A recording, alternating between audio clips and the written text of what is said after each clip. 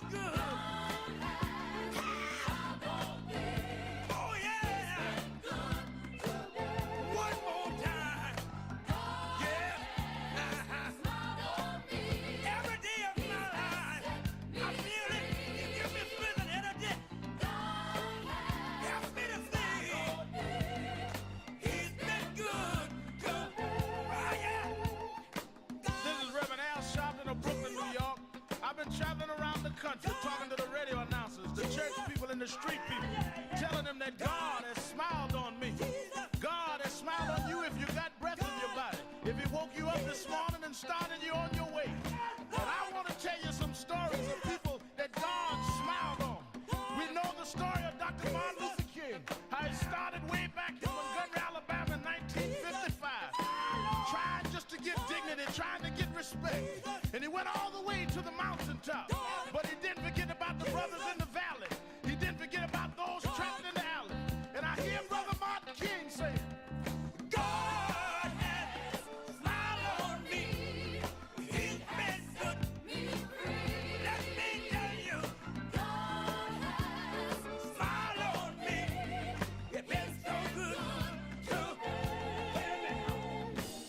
Then I see as Dr. King went on, another man stepped into the forefront by the name of John F. Kennedy, who rose up and said, let's not stand back. Let's not wait for a handout. Let's wait for a way out. He said, ask not what your country can do for you, but what you can do for your country. He said, don't us gravel and don't us moan, because God done smile on us. Let me say it. God has smiled on me. He has set me free. Let me say it. Yeah.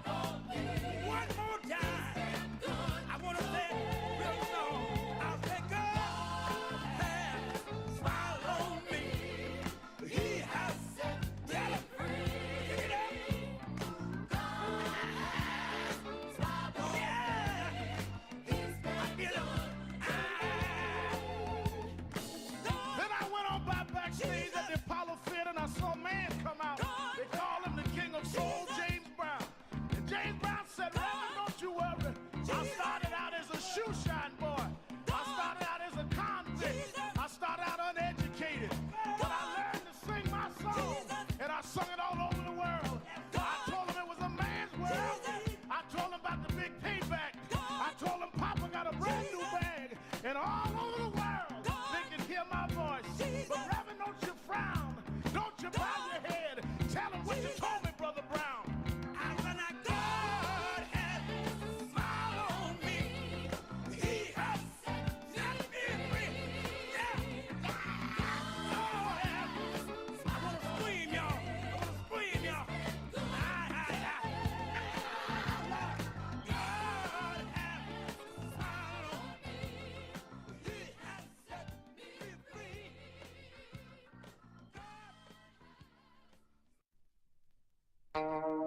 You know what time it is. It's Al Sharpton's time. And for the next 3 hours, it's time to put aside all pretenses, deception, denial, or fronting. The time has come to keep it real on Keeping It Real with Reverend Al Sharpton. A very good afternoon to you all across the country. And good morning to our West Coast listeners. Welcome to those listening on Sirius XM, channel 126, The Urban View, where talk empowers and becomes action. I'm coming to you live from our National Action Network corporate headquarters in New York. For the next 3 hours, you can join the conversation by calling us at 1-877 532-5797, 1-877-532-5797. And of course, you that cannot do that, you can go to our live stream page and go to www.nationalactionnetwork.net and go to live stream and send a message on the message board. Mayor Rodney Jones is on. As soon as we come on, he goes on. He's on his post. Rodney Jones saying like and share. Yeah, we want you to share and likes. Put them likes up. I love the fact that our friend and brother Disco Brian says get them likes up. And Janet overall says good afternoon, everyone. Have a great day. Joanne Hopkins, good afternoon. Reverend Al Sharpton, pray a blessed day. And Gabrielle Kerox says, you have yet to condemn Israel's genocide against the children of Gaza. Well, you have yet to start listening to the show. I've been condemning what's going on in Gaza this time and the times I've gone over there. One of the things that people always turns people off with their calls is when you attack people without information. And that's why I read it on the air. People that listen to this show know I've been saying I am against what Hamas did October 7th, and I am unilaterally against what is going on from Netanyahu in Gaza. I've been saying that for months now. But again, if you just tuned in 5 minutes before I came on the air to attack, I hope you're satisfied. A lot going on, and we need to talk about all of it. A lot of people concerned about how President Trump has now literally torn down the east wing of the White House to build his proposed ballroom. And the ballroom is, we were first told it was going to cost $200 million. Then we were told it was going to cost $250 million. Now it went up to $300 million. And just yesterday, now he's going to sue the government for over $200 million and said he was the decider of that. Why am I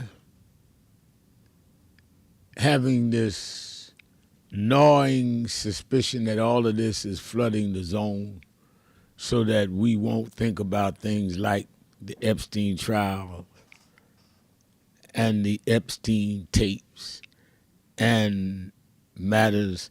Well, let me give you a matter that nobody's talking about, which is why we had the march on Wall Street.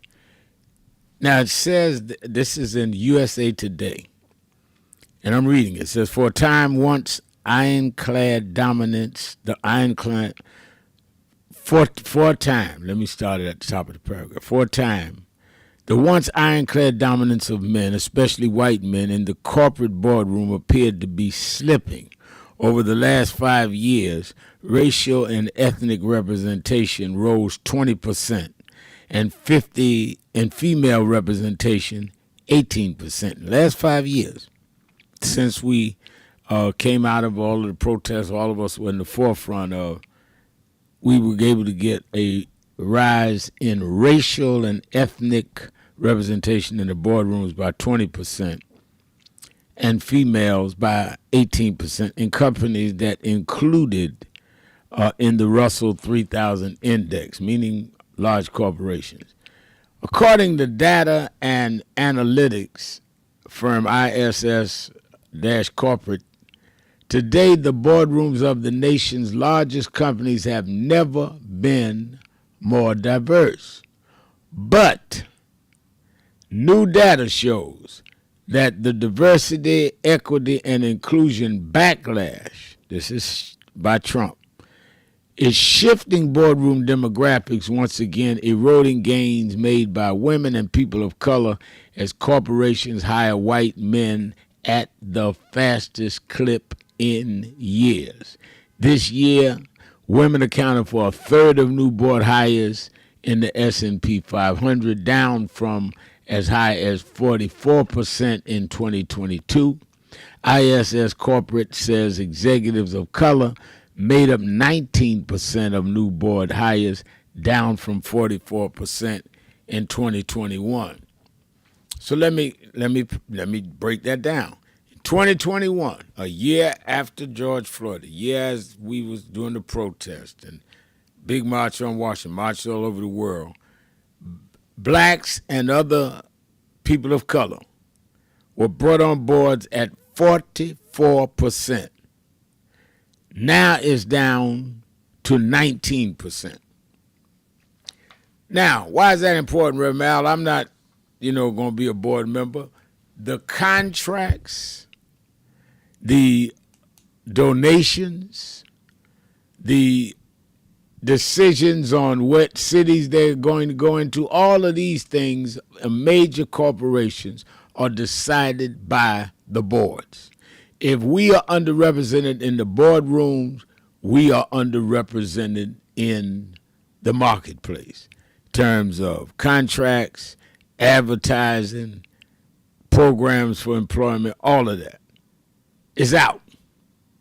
So when we say that this administration's battle on DEI is absolutely biased and counterproductive, and let me tell you something, it's not even good for the companies because the companies made more profit with diversity.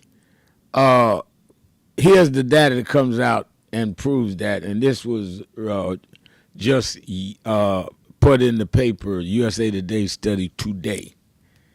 And I wanted to share some of that with you. And I think that sometimes we think this is just rhetoric. Sometimes I like to give the clear data, the facts, show you that we're not just talking. These people are absolutely unequivocally going backwards. Not only have they gone backwards on DEI, which was one of the main focuses of our March on Wall Street, August 28th, they've also gone back on voting rights, these ability to try and get the Supreme Court leaning against Section 2 of the Voting Rights Act, which would mean that they could change districts, boundary lines, and redistrict, where they could set up these various districts to where they could never have the minority again in the House of Representatives. And therefore they can do whatever they want to do with that. Amazing. Let's talk about that and a lot of other stuff in the news. I wanted to lead with that because I think it's important. In fact, I think it is very important. And the oral arguments of the Voting Rights Act is going to affect where life goes way, way down the road. And I think that it is amazing. Now, let me go also, we just saw this morning the Eastern District of New York and the FBI announced that they have arrested 31 people on federal gambling-related investigation.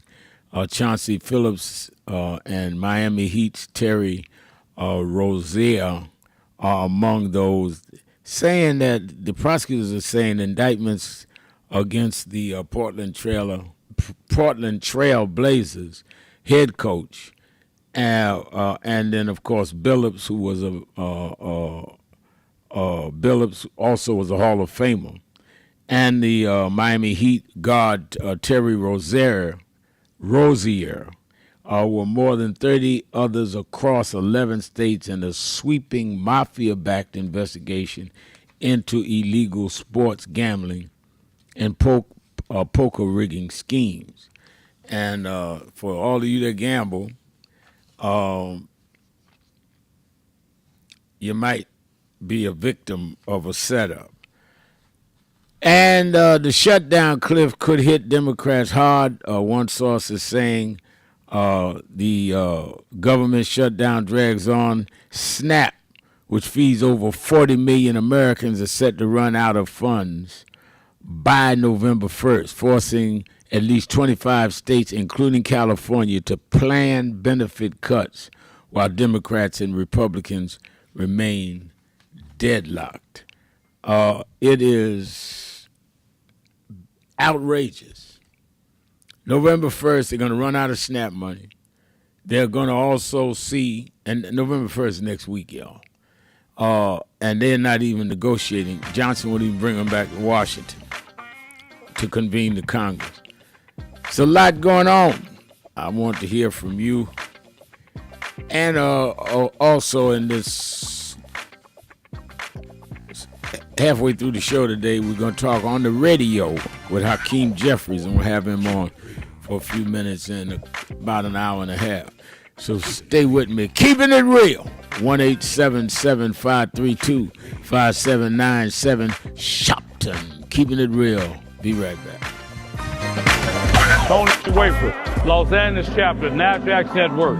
He just came in here to New York a couple days ago, had to stop by the House of Justice, and I sure enough found some justice. So I know I can leave here feeling like I got peace.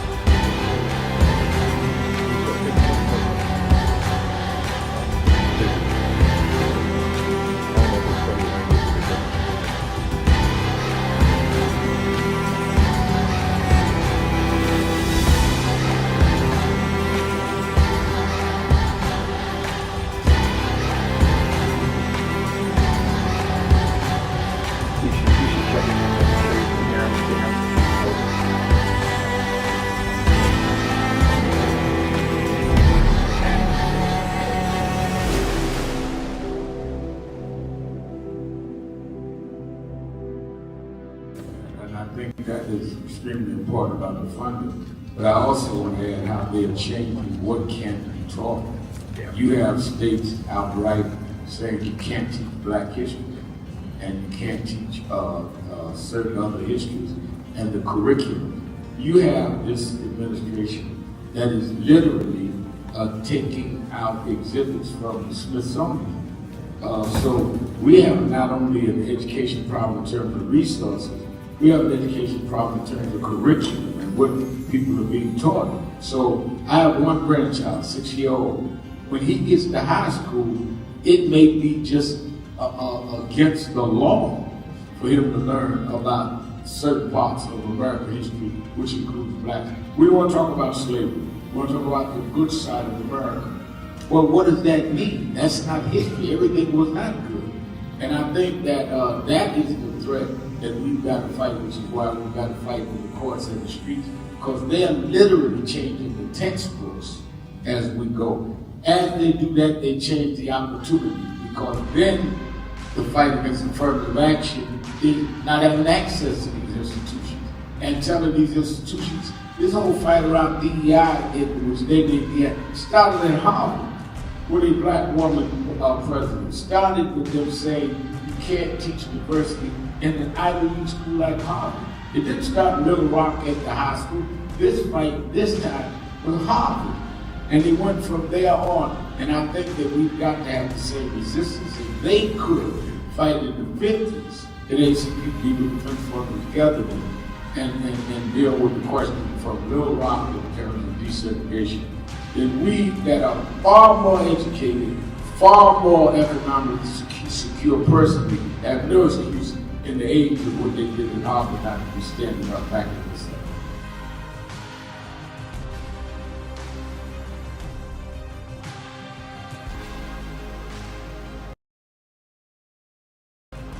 No justice, no justice, no justice. What do we want? What do we want? We are the sons and the daughters. We gotta stand up and make it loud. Just like our God told the Pharaoh, let my people go, go. We are a new generation from the ones who have come before. He's calling us into freedom. Let my people go, go. We never shine, never shade. Give me a papa God, rain, make the heavens. If you don't say you know what trouble, let my people go, go. The blood, sweat, and the tears that we gathered through the years. If you don't say you know what trouble, let my people go, go. Wade in the water, we did wade in the water, children. Thank you. Well, they said that we couldn't do it, but all the world can see that when we come together, when we rise above our differences, we can come and show an effort that no one can stop. Let us first salute Minister Louis Farrakhan for making a call that reached all of us and has shaken the world. Let me say this. When we hear the word today, when we leave here this evening, we are not leaving having had just a rally. We're going home to do some work. You think you see a crowd now, wait till we go home and get our sisters. You think you've seen something now, wait till we go home and get our mothers. The political story of '94 was the angry white man voted in a new Congress. Well, get ready, America, for the story of '96 when the enlightened black man brings in a new Congress.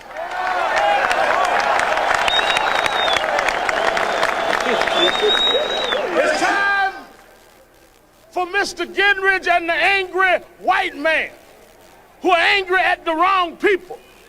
We are doubly unemployed. Why are you angry at us? Our icons are being demoralized. Why are you angry at us? So let the angry white man meet the enlightened black man that will join hands with other enlightened people and bring us another way. In '63, we had to march across the Red Sea, Reverend Wilson. Well, in '95, we are headed to the Jordan. We don't have to backtrack. We can go forward. And why are you so surprised we're here? Did you think that we would continue to watch our images put down?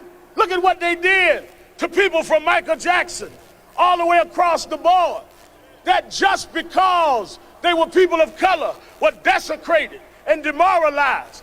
Well, now if we've learned, if we hold each other's hands, we can take care of our own Michael Jacksons. We can take care of our own young men. You see the brothers here, but what about the hundreds of thousands behind bars that couldn't come here? We got to stand up and free them too.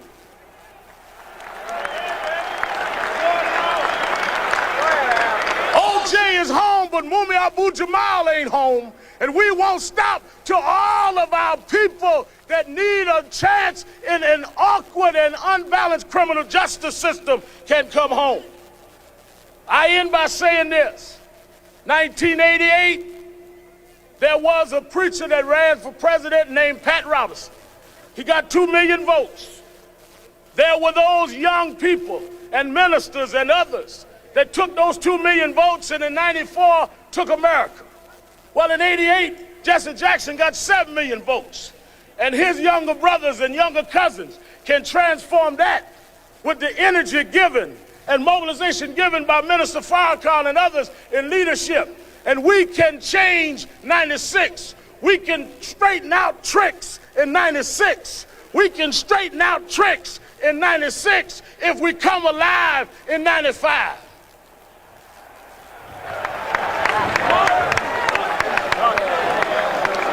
So we joined the minister. We joined black men and black women and our leaders all over America saying, stand up, black man. I know it's hard to stand when you've been shackled, but stand up, black man. I know it's hard to stand when you've been beaten and bruised, but stand up, black man. Let your children, let your daughters, let them all over the world see us stand up together. We all live on one block. We may have different houses, but it's all the same block. Elijah Muhammad's house is on that block. Martin Luther King's house is on that block. Malana Karanga's house is on that block. But let me tell you something, when you set the block on fire, I don't have time to look at other houses' videos. It's time for all of us to come out together and save the block of black folk in America. Some of us will stand up and fight. Some of us won't switch. Some of us won't buckle a bow. Keeping it real. Keeping it real. Some of us rather die on I'm your our feet host, than live on our knees. Reverend Al Thank you, God Sharpton, bless and you. we're back. 1-877-532-5797.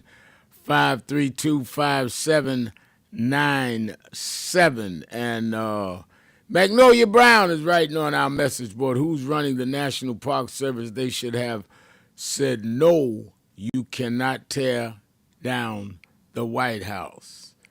I think you're right. And Lula Didell saying, I see it now. Thank you for telling me. And she's saying, thank you for telling me to Tricia Talifer saying, it's still real here in Kentucky. All right, and we're trying to get an update on whole food prices in 4 different states, Tricia said. I want to get all of that. Clearly, the promise of bringing inflation down, prices down, that Donald Trump promised, is not only not happened, it's gone the opposite way.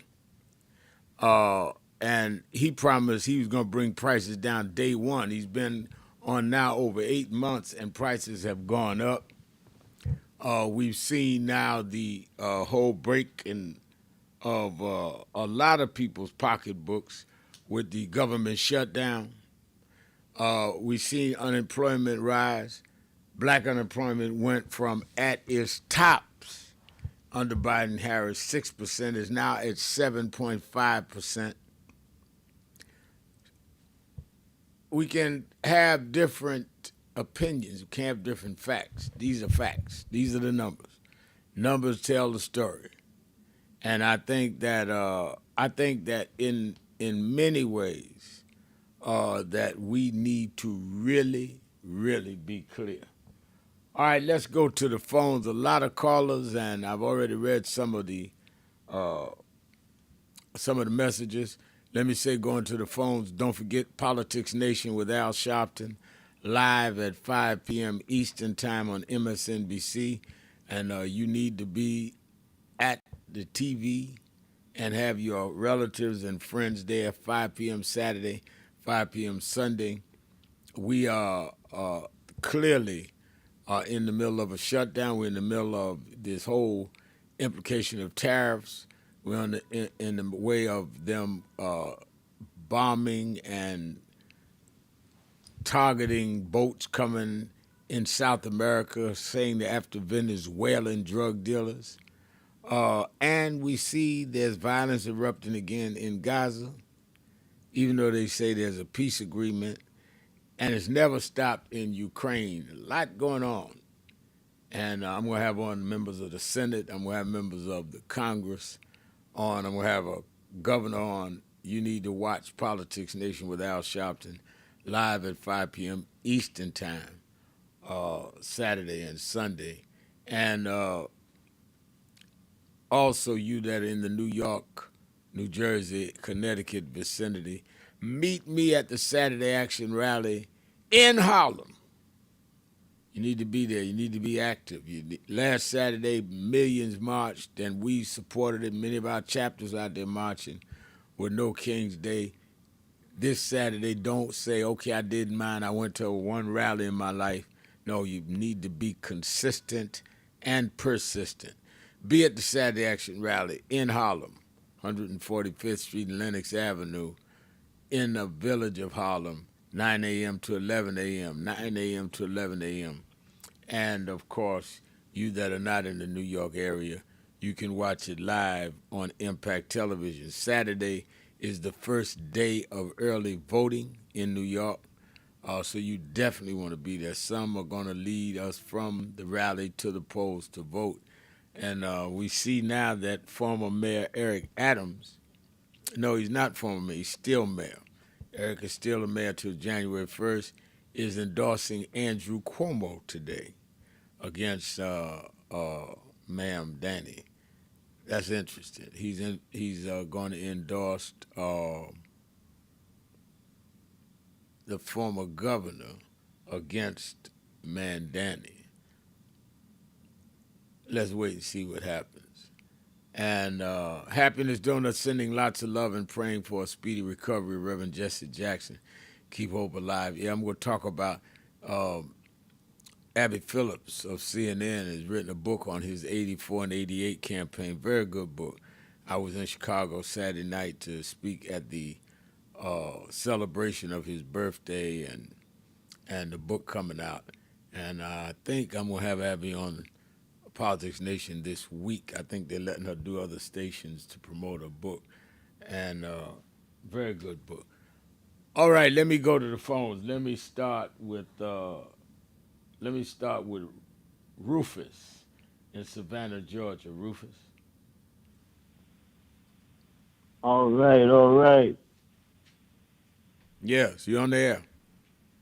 Oh, okay. How you doing, Reverend? I'm all right. How are you? Oh, okay. I was looking at that one of your commercials on there at the Million Man March. Yep, 30 years ago. Yeah, boy, I'm gonna tell you, boy, you had that hair, boy. Lord have mercy, boy. That took me back right there, boy. You had that hair looking so good. Yeah, 30 years ago. Hey, boy, I ain't gonna tell you, Rep. I remember, boy, I done been in a whole lot of places. Like I told you, I met you first time at Reese Franklin concert, and man, I was in Harlem, and I went to the Million Man March. I went at that time, and man, I didn't do. But boy, when I saw that hair, how you had that hair laid, I said, Lord, I know I'm getting off the path, but I had to smile and laugh sometimes about things that that really I enjoyed and things that made me feel good. I saw you up there speaking, and yeah, but we really got to try to just stay together. I've been trying to get back up there to New York. I've been sick for a while, and thank God, I've been kind of holding on. I'm a veteran, Okay. And yeah, and man, shoot, boy, these people don't understand about that health care, boy.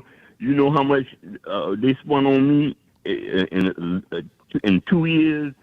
I had a spinal cord injury in my neck. Some people spent $700,000. I don't know how nobody who ain't got no insurance could even survive. I wouldn't even be living still now. Yeah. You know what I'm saying? And that's how important this healthcare stuff is. You're absolutely right.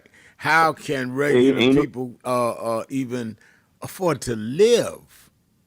And they're cutting back on these things. This is crazy. Well, thank you for your call. And I'm glad I started with Rufus because people ask me all the time, do I screen the callers? And I said, no, ordinary people from all parts of the country call me. I don't know what they're going to say. But I want real people. Rufus is real people.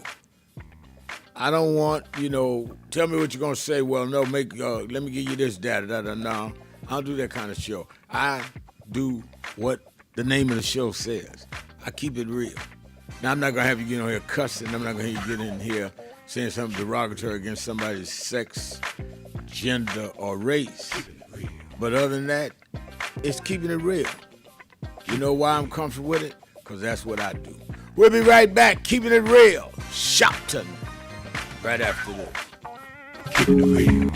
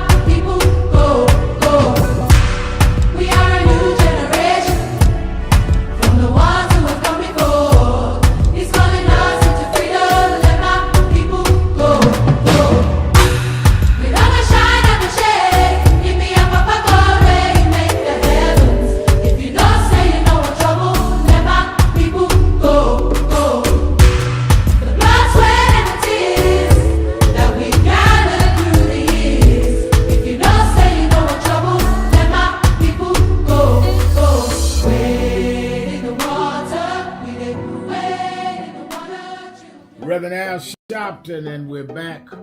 1-877-532-5797. 1-877-532-5797. Let's go back to the phone. Attorney Jennifer Jones Austin is. Every day, Monday through Friday, I do 3 hours a day on Keeping It Real with Reverend Al Sharpton. I do 1 hour on Sunday mornings with Reverend Al Sharpton. And I'm live on radio and TV with the Saturday Action Rally. 7 days a week, I talk to our people, hear from them, the call-in. I'm sick and tired of people talking for people that they don't talk to. So go on www.nationalactionnetwork.net. Listen to my show, call in, express your opinion. You don't have to agree with me. But let's start talking to each other rather than about each other and lecturing at each other. Let's keep it real with Sharpton.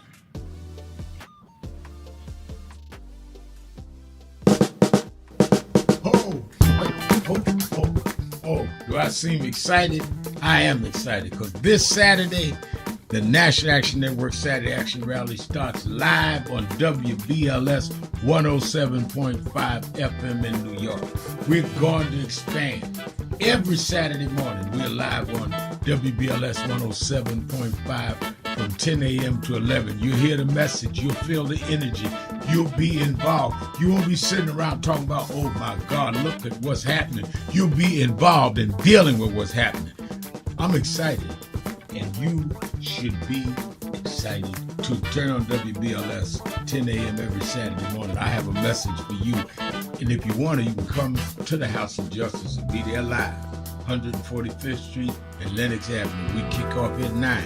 And we don't stop until we deal with getting our people energized.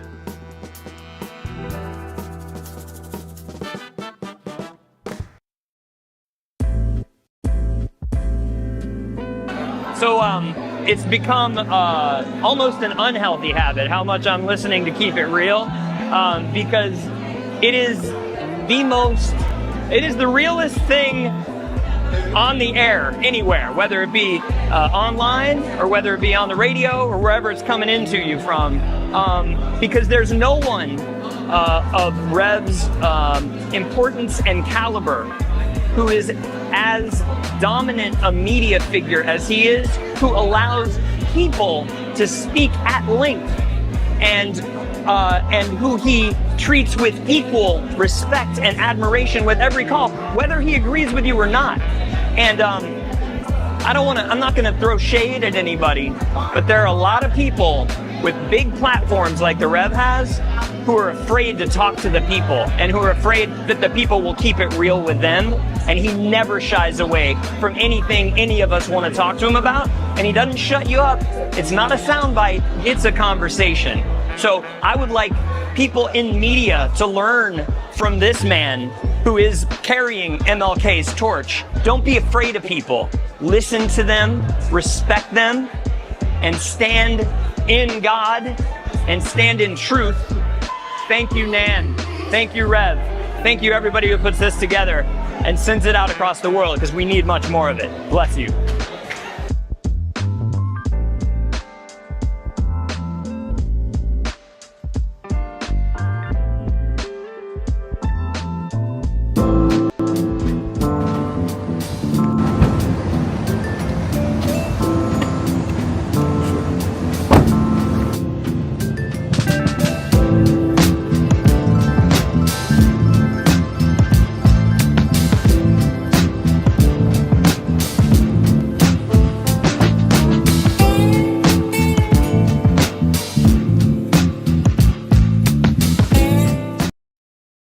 Now Shopton 1-877-532-5797. Then we go to Harlem Connection.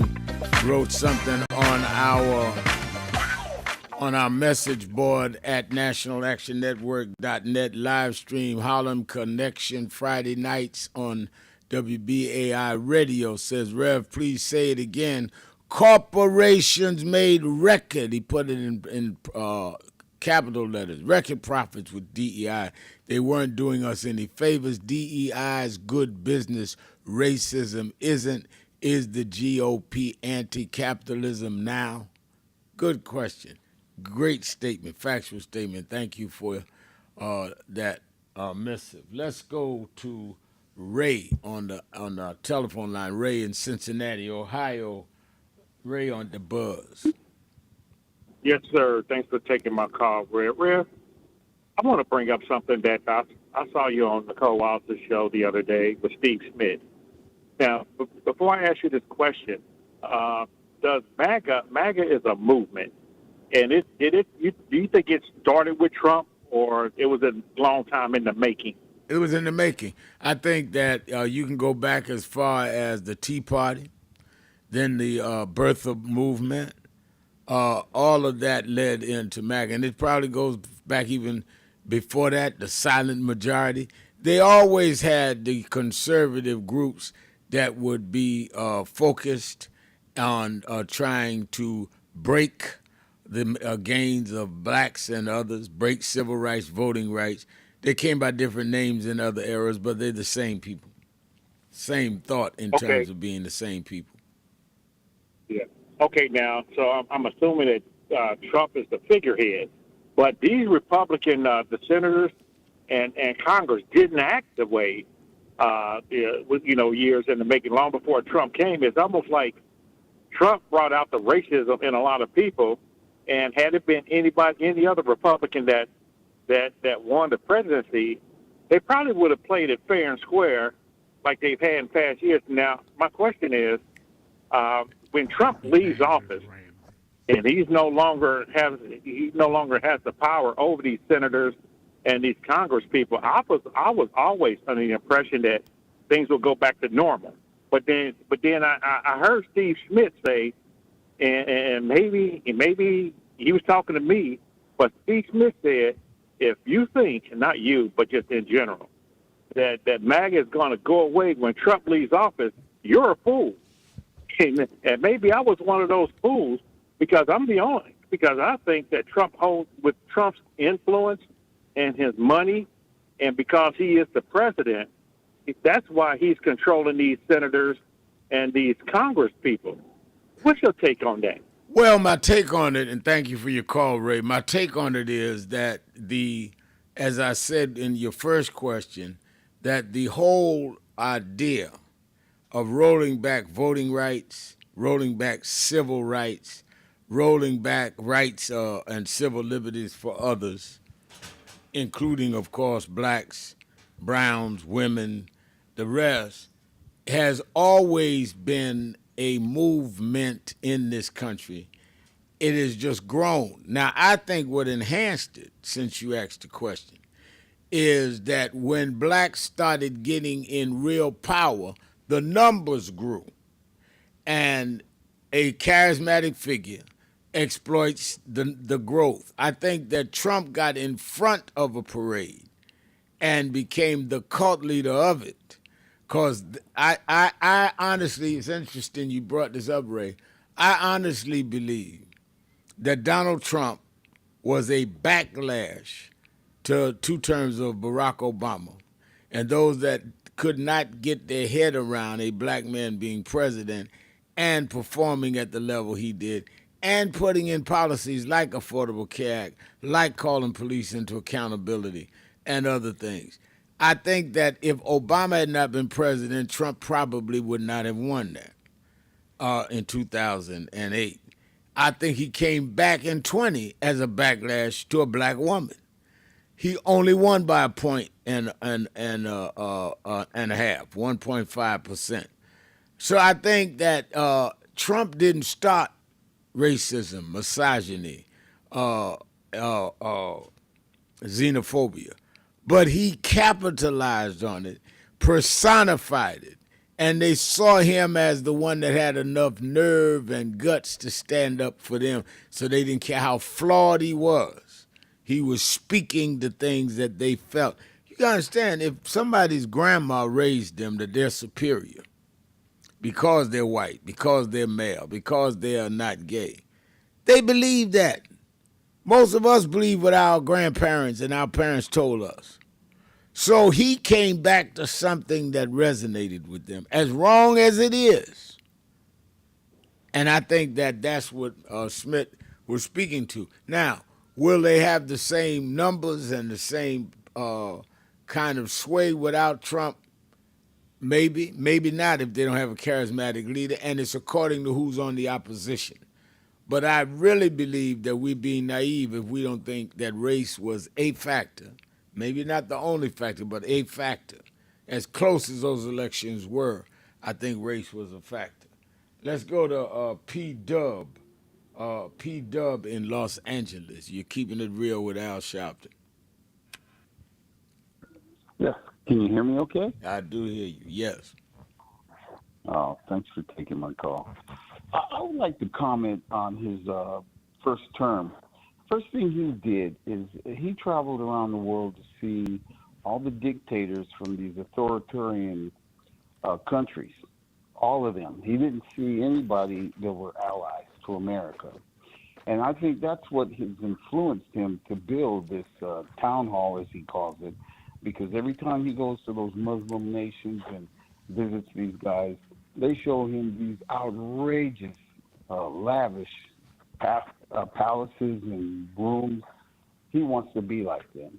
He even wanted to throw that parade with all the military. Yeah, he did throw it. Nobody showed up to watch it, but he had it. You're right. Right. I think he takes all his playbooks, or he takes the playbook from these gangster movies like the Godfather, when they were saying that most criminal enterprises realize they have to get assets into government. Kids that go to college, they support them, they put them in there, and they know once you get a judgeship or a congressman, you're loyal to them.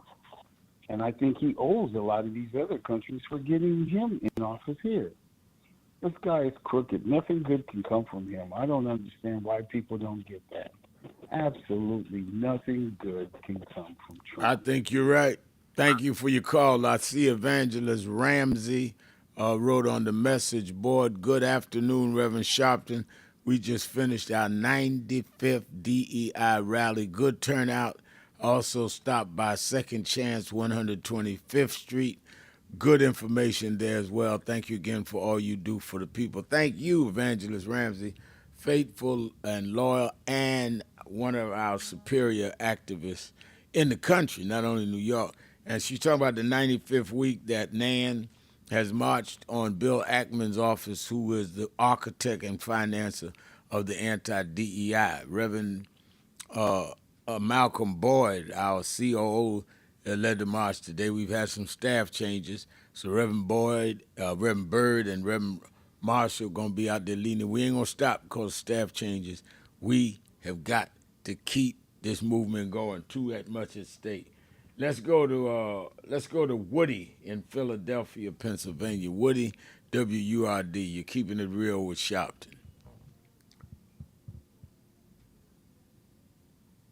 Great. I'm very glad you're keeping it real, Reverend, because you are keeping it real. Thank you. The thing that I wanted to talk about was this White House issue and having the room put there for a lavish room for all these affairs. You can't dance and have affairs every day. So during the day, I would love to be able to say, go back to what Trump said in the beginning. He went right to, that's how he won African Americans. What the hell you got to lose? Your schools are messed up. Can't get money from banks, gentrified out your neighborhoods. Why not be able during the day to have, since he knows the schools are messed up, to have that place in the White House become an example of kids learning about the White House. How many presidents, who was there, who did what. You see, all of that would become an educational venue during the day, and the kids could have from different schools and places coming in and out of there. You know, you get a class trip over to the White House. I just think that would be very educational. I'm not saying that he's going to do it, but could we say something about this place and make some suggestions? Could the public do that since we're paying for it? I think, thank you for your call. I think that Donald Trump is not interested in educating any children about anything. I think I understand your point. I think you've always been solid in what you say, but the presumption is that Donald Trump cares about any of that, educating our people. But thank you for your call. We'll be right back. Keeping it real, keeping it real, keeping it real. Sharpton. Be right back.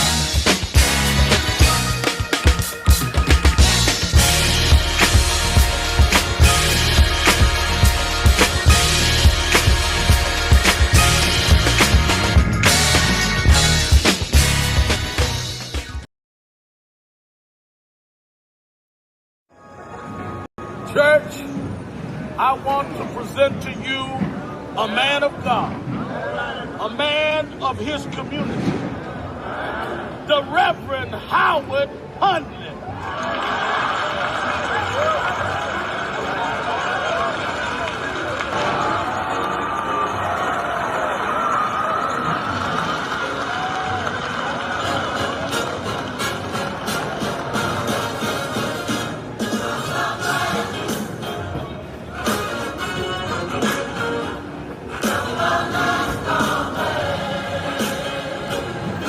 Put your hands together. Yes, I am. Trouble don't last always.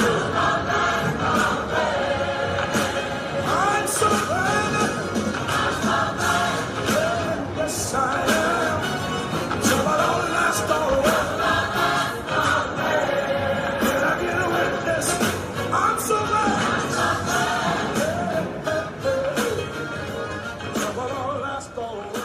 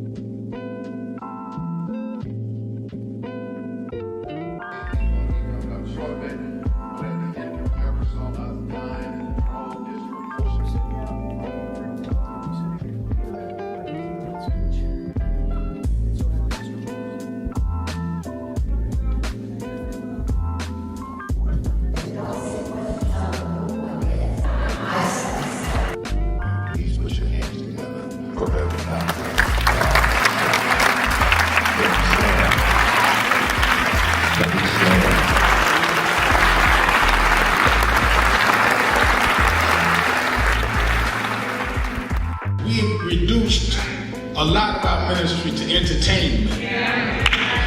Or who can hoop the loudest, who could run around the pulpit more, or who got the dresses fancy, and don't deal with the ministry. Jesus healed more people than he preached to. Because there is in the healing your message. They followed Jesus because he healed a woman with the issue of blood. They followed Jesus because Jesus saw a blind man named Bartimaeus. A lot of us would have dismissed him because he was a broke, poor, homeless, a blind man. How you know he was broke, Reverend? Because they say he was begging. But he understood what he was doing because he heard that Jesus was passing by. And when Jesus got close enough, he said, Jesus, son of David, come see about me. They kept telling Jesus, let's go, look, we got a schedule, we got people to see. He said it again, Jesus, son of David, come see about me. And when he did it the third time, Jesus stopped and went and healed the blind man. Now, what I get out of that scripture, Bishop Daughtry, is that the blind man told Jesus, if you are who you say you are, you're going to stop and see me. Yes, sir. And if you stop and see me, you will confirm who you are. Yeah. But when we are pastoring and leading in communities with bad health, we cannot be the followers and representatives of Jesus and walk by people that are sick and we not be part of making them well.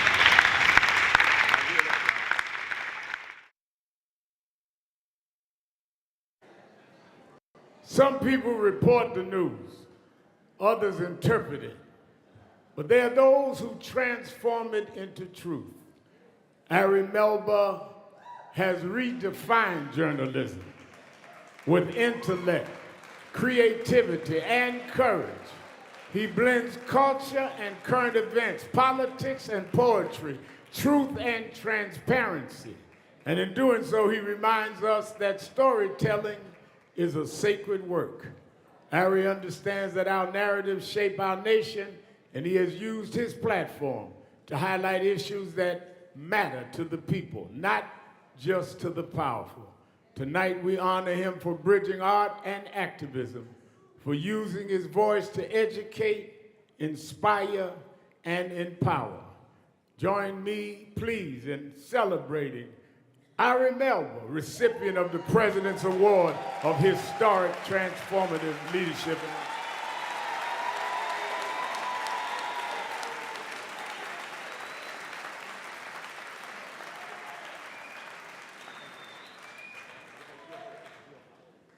Good evening. Thanks for having me. How are you guys doing? First of all, Babyface is 67 years old. We might need a fact check on that. What an honor to be up here with Rev and everyone else. When Rev started out, they said, he's just doing this to get on TV. Now he has a TV show. He kept along and they said, well, he's just setting himself up to run for office, be a politician. Now he has the politicians coming here to be accountable to you.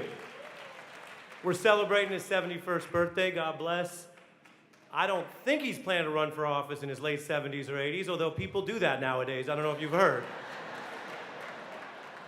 So as far as I can tell, maybe he was doing it for the people. Maybe he was doing it for voting rights and human rights and being an advocate for people in communities where when bad things do happen, they don't have a local advocate or a federal advocate, or suddenly it doesn't feel like they have anyone who cares about what's happening to them. So it's funny, in the middle you can't always prove the case, but by this stage in his illustrious contributions to the United States, he's doing it for everyone. So shout out to Rev.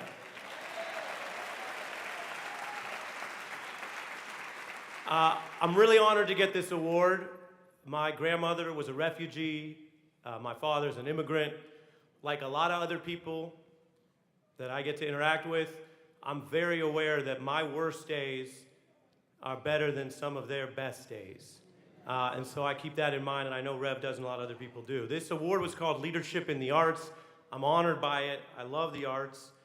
I won't say whether I've ascended to being a leader in the arts, but I will share with you the leaders I learned from. I learned civil rights from Sam Cooke. I learned about colonialism from Bob Marley. I learned about activism from Gil Scott-Heron. He said the revolution will not be televised. We're working on that. Reb and I are working on that. I learned about the media from KRS-One. I learned about politics from Public Enemy.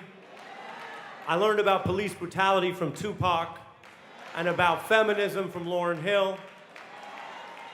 So when I was growing up, I did okay in school, but I was quickly learning as a teenager there was all of these parts that weren't in the official story, but they were true. Oh, sharp. You're live. Keeping it real. Keeping it real. I'm your host, Reverend Al Sharpton, and we're back. I've been on the phones, and I'm telling you, don't miss Politics Nation with Al Sharpton this weekend. 5 p.m. Eastern Time on MSNBC. You're not going to want to miss this. In the middle of all this going on, government shutdown, SNAP running out in about 10 days, SNAP funds. Government workers working, not being paid, and there is even some question whether Some agencies are threatening not to pay them. So much going on. Section 2 of the Voting Rights Act. We need to really be informed. That's why I'm having members of Congress on. I'm having members of the Senate on and some governors this weekend. I want to dig deep into this. A week after No King's March, we got to keep the pressure on. In fact, in the next hour, I'll be talking right on this show with Hakeem Jeffries. I told him I need to talk to him a few minutes on the radio show, and he'll probably be on the weekend as well, among others. But this is important that we stay informed. So make sure you watch and you spread the word. I need you to make sure everybody you know, pardon me, that you know that weekends is a time to recharge. That's why some people go to church, some people do other things, some people do entertainment. Recharge with knowledge and information. Don't recharge by going into a lot of frivolous stuff, because life's going to meet you Monday morning, and it shouldn't meet you uninformed. So watch Politics Nation with Al Sharpton live at 5 on MSNBC. Then, you that are in the New York, New Jersey, Connecticut area, meet me at the Saturday Action Rally. I'm already geared up. I'm already working on what I need to say and report. I want you to be there with me. I'm there every Saturday, but this Saturday, I want you to be there particularly. 9 a.m. to 11 a.m. at the House of Justice, 145th Street and Lenox Avenue in the village of Harlem. 145th Street and Lenox Avenue in the village of Harlem, 9 a.m. to 11 a.m. at the House of Justice.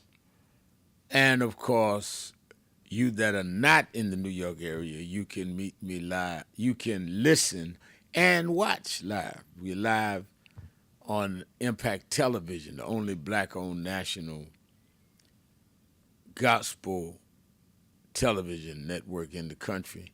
Or you can watch it live on our on our live stream at nationalactionnetwork.net.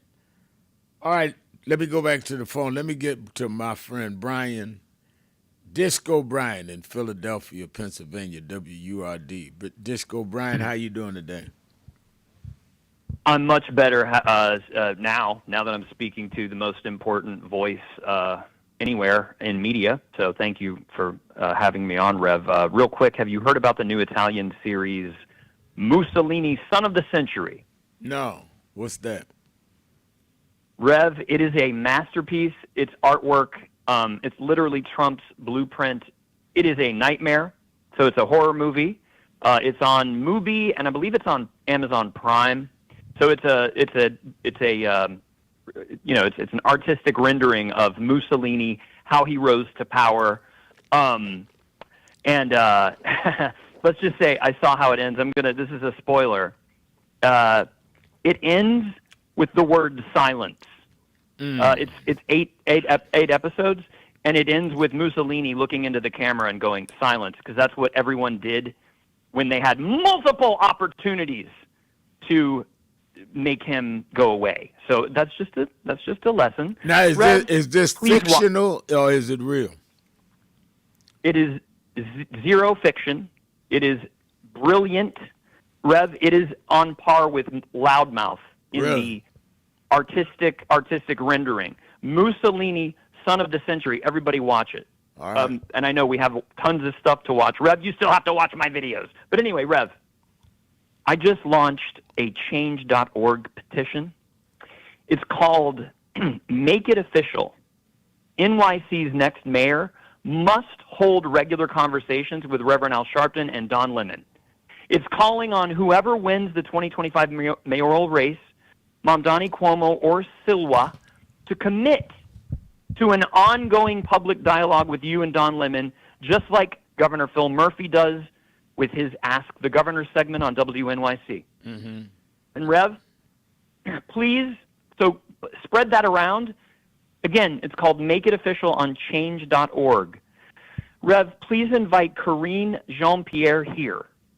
She needs to talk to someone with a moral core instead of the clickbait white guys like Tim Miller and Stephen Colbert. And Rev, I have admired those guys, okay? Both of them showed more frustration with this beautiful queer black woman than they ever showed with Mamdani. And I just want to know what's up with that. Well, I didn't see. Karine, what did they say? What happened? Karine reminds them, and Rev, it's just heartbreaking, and I'm a nonviolent person, and I got rattled. She reminds them of what the Biden-Harris administration actually did. It forestalled the so-called 2022 red wave. Remember that, Rev? Remember how that was supposed to happen? Right. Right? Right. Karine reminds us Biden-Harris made sure that didn't happen, that they fought for democracy every single day. And she stood by Biden's message, although nobody wanted to hear it at the time. I was trying to tell friends and family that all of his speeches were, if Obama had delivered them, everyone would have been lapping them up. And he warned us that our institutions, our decency, and our truth, all of it, were under threat. But Rev, what did Miller and Colbert do? They treated that beautiful woman like an inconvenience to their cynicism. Because, Rev, I've found something out. These comedians, these white guys who want to talk down to black women in the Democratic coalition, they don't know how to do empathy, Rev. And you know, they're great for a joke, but they're not good for getting serious. Meanwhile, they fawn over Mamdani and Bernie and Hassan Piker and all the far-left influencers who are openly undermining our coalition. Tim Miller, Rev, his brow furrowed in anger. He scolds Karine. He says, we needed an opposition that was up to the existential threat. And to him I say, yes, Tim, we did. We did need an opposition that stood up, not to Biden, but for Biden. Mm-hmm. An opposition that should have done for Biden, go with me here, Rev, what Republicans did for Reagan in '84. Remember that, Rev? I do. So I'm just saying, Rev, Beyonce did it, Lady Gaga did it, Taylor Swift did it. They endorsed Biden, and then they endorsed Kamala. But Jon Stewart, Colbert, Tim Miller, and those pod bros, they collapsed over a bad debate. And Rev, where have debates gotten us lately? Hillary and Kamala, didn't they beat Trump in the debates, Rev? I think that's clearly the truth, yes. And how did those wins for our team turn out? I mean, obviously that's a rhetorical question. But, Rev, I'm not here to make anybody hate anyone. I'm speaking to Brother Jihad in the Sage of the South. He said that I was trying to get you to hate somebody. And you know, Rev, that would be a fool's errand because I know your Savior instructs us to love even our enemies. But here's the question for you, Rev. Does loving our enemies or friends mean letting them off the hook? Or does it mean holding them accountable because we love truth more than comfort? Well, I think that. See, Rev, I think we have to have truth over comfort. But I think there's also got to be a way that we need to deal with all of this, and we need to deal with it in a way that we are showing people a better way, not just condemning them and beating them down for the way they are. See, I'm anti-hate. I'm anti-Islamophobia. I'm anti-anti-Semitism. I'm anti-Christian nationalism, all of it. But we have to name the ideological rot wherever it lives, even and especially when it lives inside our coalition. And so almost everybody on the message board, Rev, agrees with you and me and Antoine that Rashida Tlaib and Bernie Sanders are at least dangerous, and that we must protect and uplift Kamala Harris. But whenever I bring up Zoran, when I mention his constant promotion of DSA and the money pipelines that lead back to him, and why Leader Jeffries, Greg Meeks, Schumer, Richie Torres, Dan Goldman all refuse to endorse him, suddenly they don't want to hear me. I'm annoying, and I'm beating a dead horse. They tell me, let New York City figure that out, Brian. And I say, no, that's not how this works. We're all in this together. When Maddow asked Kamala if she would endorse Mamdani, Kamala said very clearly, I support the Democrat in the race. Sure. She didn't name his name because she knows, Rev. Hakeem Jeffries knows. Meeks, Torres, Goldman, they all know. They haven't endorsed Mamdani for a reason. And it's not because of AIPAC. It's because there's an entire other pipeline of money from Qatar and China shaping the populist left, and Mamdani never seems to talk about that. So please sign the petition, Nan family. Change.org. Make it official. New York City's next mayor must hold regular conversations with Reverend Al Sharpton and Don Lemon. I love you, Rev. Thank you. I love you. Thank you for your call, as always. Let's take a break. We will be right back. Keeping it real. Keeping it real. Shouting. Joining James Brown, Muhammad Ali, and myself now from New York City is the Reverend Al Sharpton. And Mr. Brown, James, I'd like to ask you about this young man, how you came to meet him, and what the National Youth Movement, which he represents, is all about. Tell me something about that. Teaching young kids the right way to go, and the things to be involved in education. Don't be a dropout, which is one thing I'm very much behind. Unless kids have guidance, they have no place to go. And the idea is to try to mold them. I mean, we think of anything, we think of it as a baby. And what we mold them to be is what it will be later on. He used to stand at my back door, and he believed in what I said, the Don't Be a Dropout program, and the fact of helping kids and giving them the right idol and the right image to go with, cleaning, grooming, and wanting to work, wanting to be something. I started as a kid, a juvenile delinquent, and everything. Had no model. And I was able to be a model for a young man like this. And what he turned out to be is a minister, and he preaches the right thing, and I'm for him 1,000%. I'm for everything he's about. Mr. Sharpton, how national right now is the National Youth Movement? Is it something new? Has it been going on for a while? Do you have a stated number of members? Tell me something about it. Well, we don't really get into a numbers game because that's been a trick that has been played for the last 20 years. What we're basically interested in doing is saying to young people of impoverished backgrounds that there are people like a Muhammad Ali and a James Brown that represents hope to us. Because these people, despite all of the social odds, despite the unemployment statistics, despite the lack of education in their day, were able to grow and be something that we can be proud of. A man like me didn't have a father at home, but I had a James Brown to look up to and would want to sing and dance like him, or Muhammad Ali, who I saw stand up and give away millions of dollars of stamps to the government so that I would have a right to come 10 or 20 years later and try to fight for my kids. So what we're saying is there are symbols and images that kids can look up to and not have to throw a brick through a window, but that can work by the sweat of their brow and succeed just like these two gentlemen did. But considering the numbers of young kids today, and Rev, there are hundreds of thousands or tens of thousands of kids who really are in hopeless and desperate situations, is it enough to just offer them an example? You say hopeless, though. Not hopeless. Well, let's say, to them, 10, 11, 12-year-old kids, it's never hopeless. There's no such thing as hopeless. It's never hopeless. When I got 8 to 16 years for breaking and entering as a kid because I was hungry, and here I am today, it's not hopeless. Don't say hopeless. Then we're copping out. I don't believe in hopeless. Don't you think it's hope? If you believe in something, try it. No such hopeless. I don't believe in hopeless. We're not going to go with that. And I think he's not about teaching them how to get out and fight for themselves. That's what it's about. No, it's not hopeless. Everybody has a cause and everything, but everybody want to live. And I think living is what we're about. We're not going to teach dying. Hopeless is dying. Okay, I agree with you 100%, James. But what I'm trying to ask here is simply saying you too can be a James Brown or a Muhammad Ali. Is that enough to give a kid who's hungry, who doesn't know where his next meal is coming? I'll say it. Give him somewhere to go. I think it's awful weak to tell a kid you can be a James Brown, one of the greatest entertainers in the world, and me, one of the greatest fighters. And like you said, the hundreds of thousands of millions of kids that need a break. You can't have that many great people, but they can get educated. They can go to school. They can learn. I'd like to say one thing.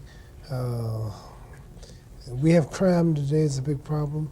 I think they took a national vote on what the people want the government to spend most of the money on, and crime was over national defense.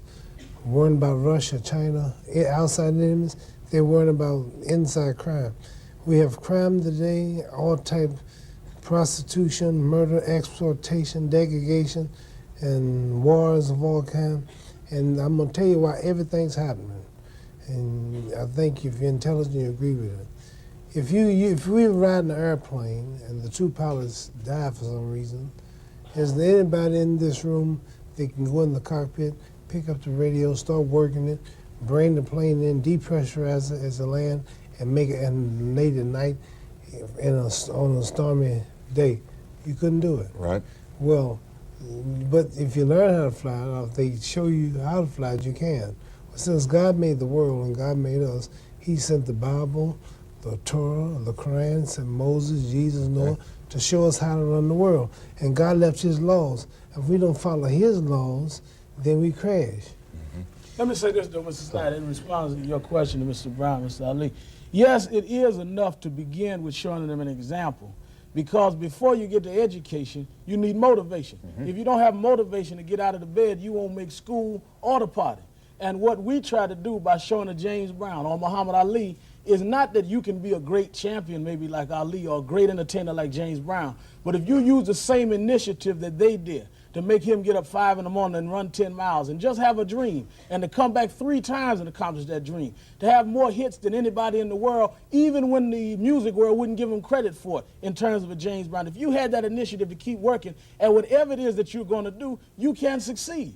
And what we're saying to them is you may not reach the plateau of public prominence of them, but if you can reach the personal discipline and personal motivation of them, you can reach a plateau in your life. Because it's not about looking for a government handout, it's about looking for a way out, as James Brown said. All right, and then how receptive are the young people that you tell this to? Very receptive. Really? Very receptive. Very receptive. I think that people have misunderstood that most people of impoverished and depressed areas are not looking for the government to give them something. They just want a chance. I remember when I was a little boy, James Brown used to sing, I don't want nobody to give me nothing, just open the door, I'll get it myself. Well, that's all people want now is a chance. Let me get a piece of the action. Let me get a piece of the pie. Let me stand up on my own. All right. At one man should have, the major corporations, the government, should get behind him and push the programs that he's about. Except maybe if he does it himself and gets grassroots support, it's better than having the government stick their nose in, because they have a way sometimes. We're not talking about control. Yeah. We're not talking about control. We're talking about a way of start. You know, they have to start. If they fund Chrysler and fund all these different other things, they can fund a small man to get started. Then the private sector will join in, but let them help too. It should be. Last thing. Somewhere along the line here tonight, we used a graphic saying long, hot summer. Are you in any way, I'm certain you're not predicting a long, hot summer. You're not predicting urban strife. You're not predicting disorder, anything like that. Well, what I'm saying is, you know, at home you have an oven. There are flames on top of the oven, and then there's heat in the oven. We always discuss whether there'll be a flame on the top and don't discuss it. There's already 600 degrees inside. I'm not concerned as much about a long, hot summer because it's been a long, hot winter. Yeah. People are unemployed. Okay. People are unemployed. People are getting their homes ripped off.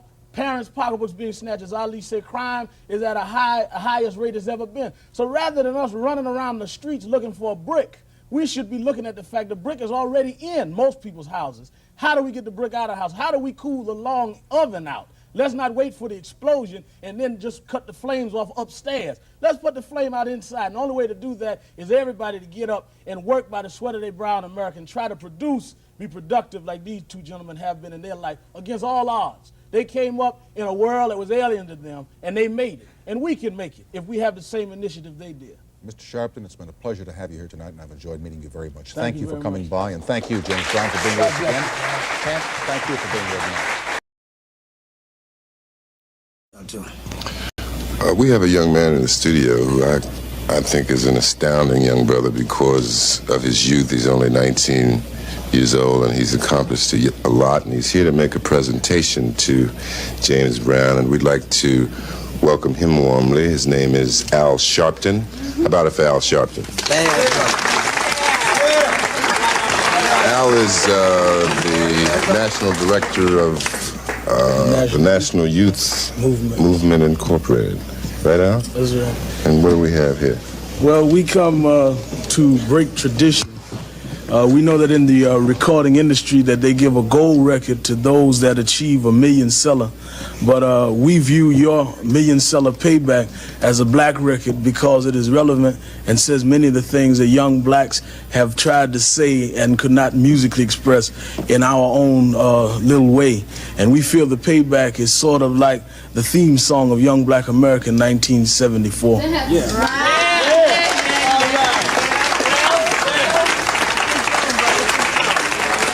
Now, before you go into the title tune of your latest album, you have a special guest. Yeah, I do have a special guest, a young that's lady. going to perform with you. Yes. You lie. Keeping it real. Keeping it real. Keeping it real. I am your host, Reverend Al Sharpton, and we're back. 1-877-532-5797. 1-877-532-5797. Twitter.com. The Rev Al. Twitter.com. The Rev Al. James Thomas is on our message board saying, at the end of the day, the Keeping It Real chat room is a table of justice because our eyes have to be on the prize every time, because there are some folks who are trying to erase our history. There is no doubt about that. You got that straight up right, Brother James. Thank you for that. We're joined as we are every Thursday at this time, the last 90 minutes of the show, the CEO of the Protestant Welfare Agencies in New York, Vice Chairman of the National Board of National Action Network, Attorney Jennifer Jones Austin. How you doing, Jenny? Reverend, I'm doing okay, Reverend Sharpton. I'm glad to be on, as I always am, with you and with all of your listeners. Honored to be on. I started the show a little over an hour ago, quoting this USA Today article that appeared today, saying that the DEI, for a time right after George Floyd and all of our movements around that, that the ironclad dominance of men, I'm reading it directly from the article because I want you to comment on it. The ironclad dominance of men, especially white men, in the corporate boardroom appeared to be slipping. Over the last 5 years, racial and ethnic representation rose 20%, and female representation 18% in companies, including in the Russell 3000 index. According to data and analyst firm ISS Corporate Today, the boardrooms of the nation's largest companies have never been more diverse. But new data shows that the diversity, equity, and inclusion backlash is shifting boardrooms' demographics once again, eroding gains made by women and people of color as corporations hire white men at the fastest clip in years. This year, women accounted for a third of new board hires in the S&P 500, down from a high of 44%. In 2022, ISS Corporate says executives of color made up 19% of new board hires, down from 44% in 21. So women have gone down from a high as 44% in terms of being hired to boards. People of color, and most of them black, have gone from 44% in 21 down to 19%. So this whole, they wonder why we marched on Wall Street and why we march every week at the offices of Bill Ackman. There is actual data that shows this backlash is real. It ain't just Trump tweeting. Now, what I also pointed out, and I want you to comment on, is that we look at the board seats not as an individual. If we're in the board, that means contracts, that means distribution, that Yes. means employment, that means promotion, that means C-suite, that means where philanthropy goes. Board seats dictate the policies of those companies. We're consuming for companies with no voices and now diminishing voices in the boardrooms. What are the implications of that for our community, for people on the ground? So to your point, a board director's role, and keep in mind, first and foremost, that board directors actually get paid and get paid handsomely. You can serve on a company board. It doesn't have to be a publicly traded company. You can serve on the board and you can make easily $200,000 serving on a board in addition to your day job. If you are on a publicly traded board, you can make, like literally some boards $1 million. So first and foremost, keep in mind that these are lucrative positions. So when black people are being exercised from these boards, they're actually losing significant money. That's the first and foremost. But the responsibility of a board director is to essentially provide input into the strategic direction, oversee the operations, make sure that the company, the corporation, is responding to legal obligations, legal mandates. They're supposed to ensure that the company is acting in a way that acting with integrity and is responsive to essentially like corporate social responsibility. What's happening right now is there is no such thing. All rules are are off the table. And when Donald Trump put a sledgehammer to DEI, what it said to corporations was you can go back to doing what you were doing once before. And, engaging in cronyism, engaging in nepotism, and essentially not putting black people on the board if you don't really want them there. Black people were sitting at the table and saying, hey, if you're going to get significant profits from the black community, say it's a product that's being delivered or a service that is being delivered, we need to be representative in the company, in the hiring, in the actual how the goods are thought about, the services, how they're provided. We need to have a say in that. If they're not at the table, then we're going to go back to seeing products that may be forced upon us that are not necessarily in our best interest. We're going to see, you could have, let's say, let's take a pharmaceutical company. You could have them advancing products that have been shown to be, have a significant impact on the black community. Maybe they're advancing healthcare products that are not affordable or you cannot get them with Medicaid or Medicare. And so if they're not producing products that will come through and, we'll have generic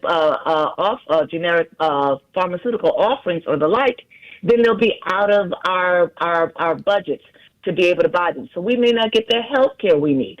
You may see a situation where companies are they're kind of targeting white communities with certain of their products. And so they forget about the black community, the people who manufacture the goods. You could see where you had a board of directors that was diverse sitting at the table saying, wait a minute, we need to make sure that when we are doing contracts for construction, contracts for pensions, contracts for just the production of goods and services, we need to be working with a diverse group of people. People sitting on the board who are diverse actually raise those issues. If there's nobody at the table, now all of a sudden you may see that black designer, right, that black architectural firm, right, that black construction firm doesn't really get a look anymore. So then when they don't get a look, the people that they have that they staff to actually work with them to do the work, whether it's building buildings or it's manufacturing goods, they lose out. So it has this ripple effect. It's not simply that if the board is no longer, you don't have black people on the board bringing home their $100,000, $200,000, $1 million, but it trickles all the way down to the goods and services that are delivered by people who might have gotten contracts or who would have benefited from the goods and services produced by the company. All right, let's take our break. We'll be right back. Keeping it real. Shopton, Jones Austin, be right back. It's time for a new course, a new coalition, a new leadership. Somebody got to rise above race, rise above sex, a new leadership, a choice, a chance. Don't pride by what you don't have, use what you got.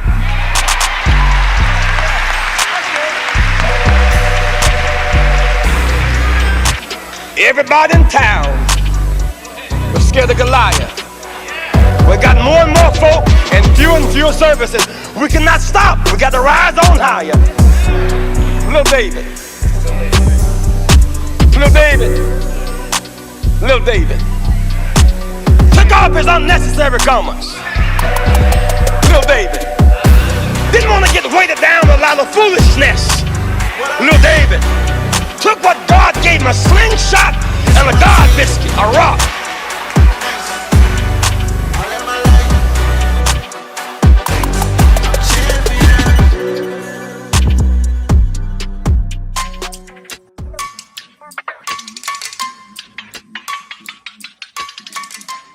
Hey, what's up? They got, they're doing, thank you. They're doing, what's on your mind? Yeah. All right, then, we got a birthday this week. I got to talk about that. Oh, no. Happy birthday this weekend. And Carrie White's birthday, right? Corey's birthday's today. Yeah, and I got, tell, Brother Bird, be ready, Daniel, 5th chapter, I want him to read.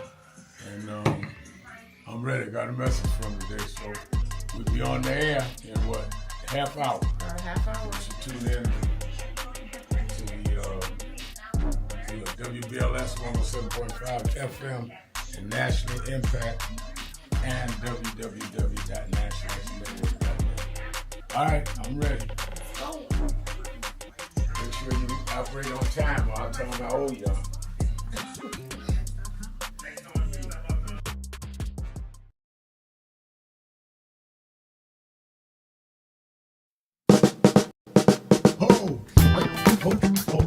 Oh, do I seem excited? I am excited because this Saturday, the National Action Network Saturday Action Rally starts live on WBLS 107.5 FM in New York. We're going to expand.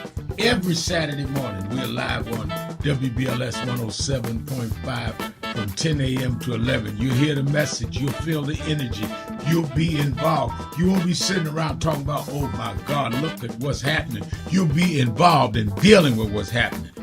I'm excited, and you should be excited too. Turn on WBLS 10 a.m. every Saturday morning. I have a message for you, and if you want to, you can come to the House of Justice and be there live, 145th Street and Lenox Avenue. We kick off at 9, and we don't stop until we deal with getting our people energized.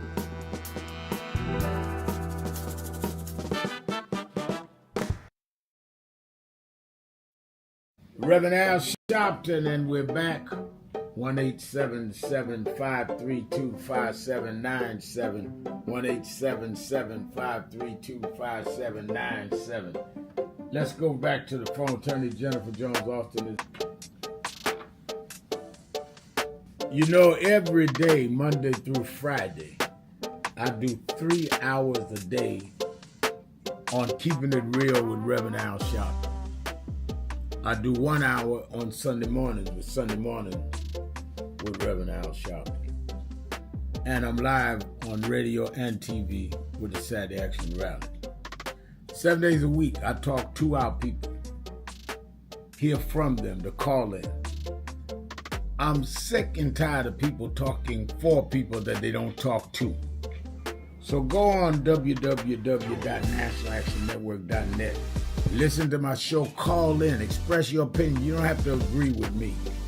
But let's start talking to each other rather than about each other and lecturing at each other. Let's keep it real with Sharpton.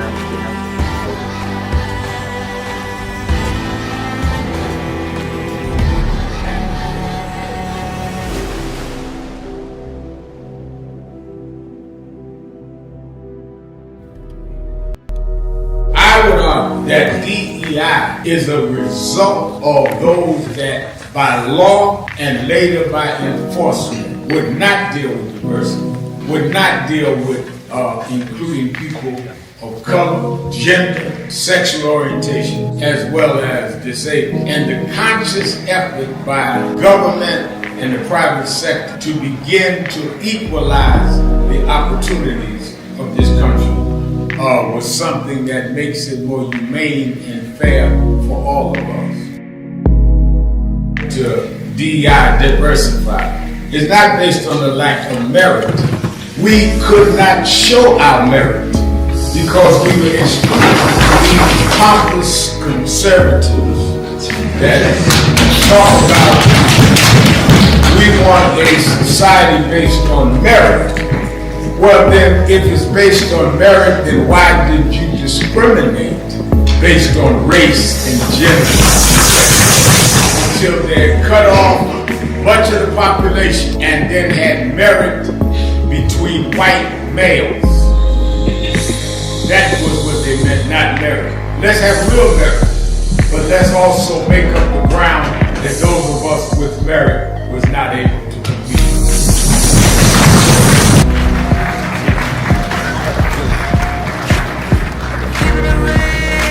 Keeping it real.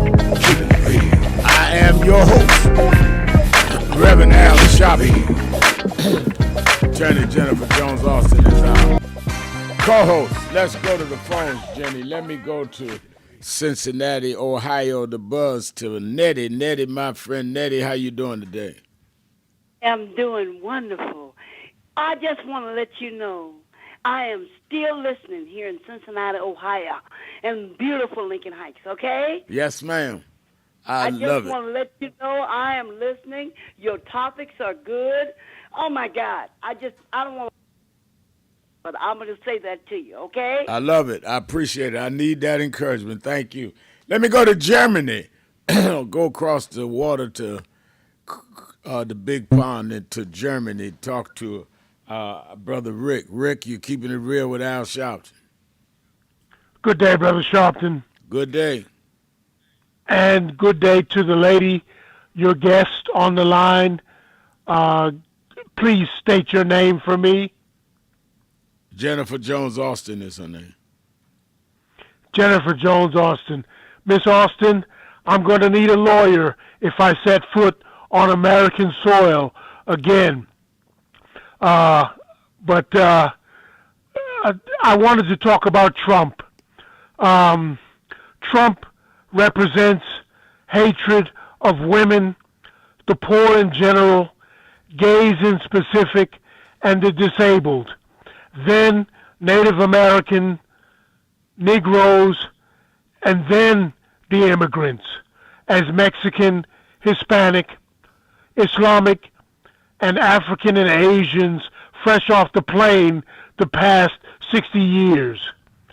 The evil wealthy, and I want to be clear, having wealth does not make you a bad person, but the evil wealthy will fund a man to represent these hatreds when Trump is long gone from the scene.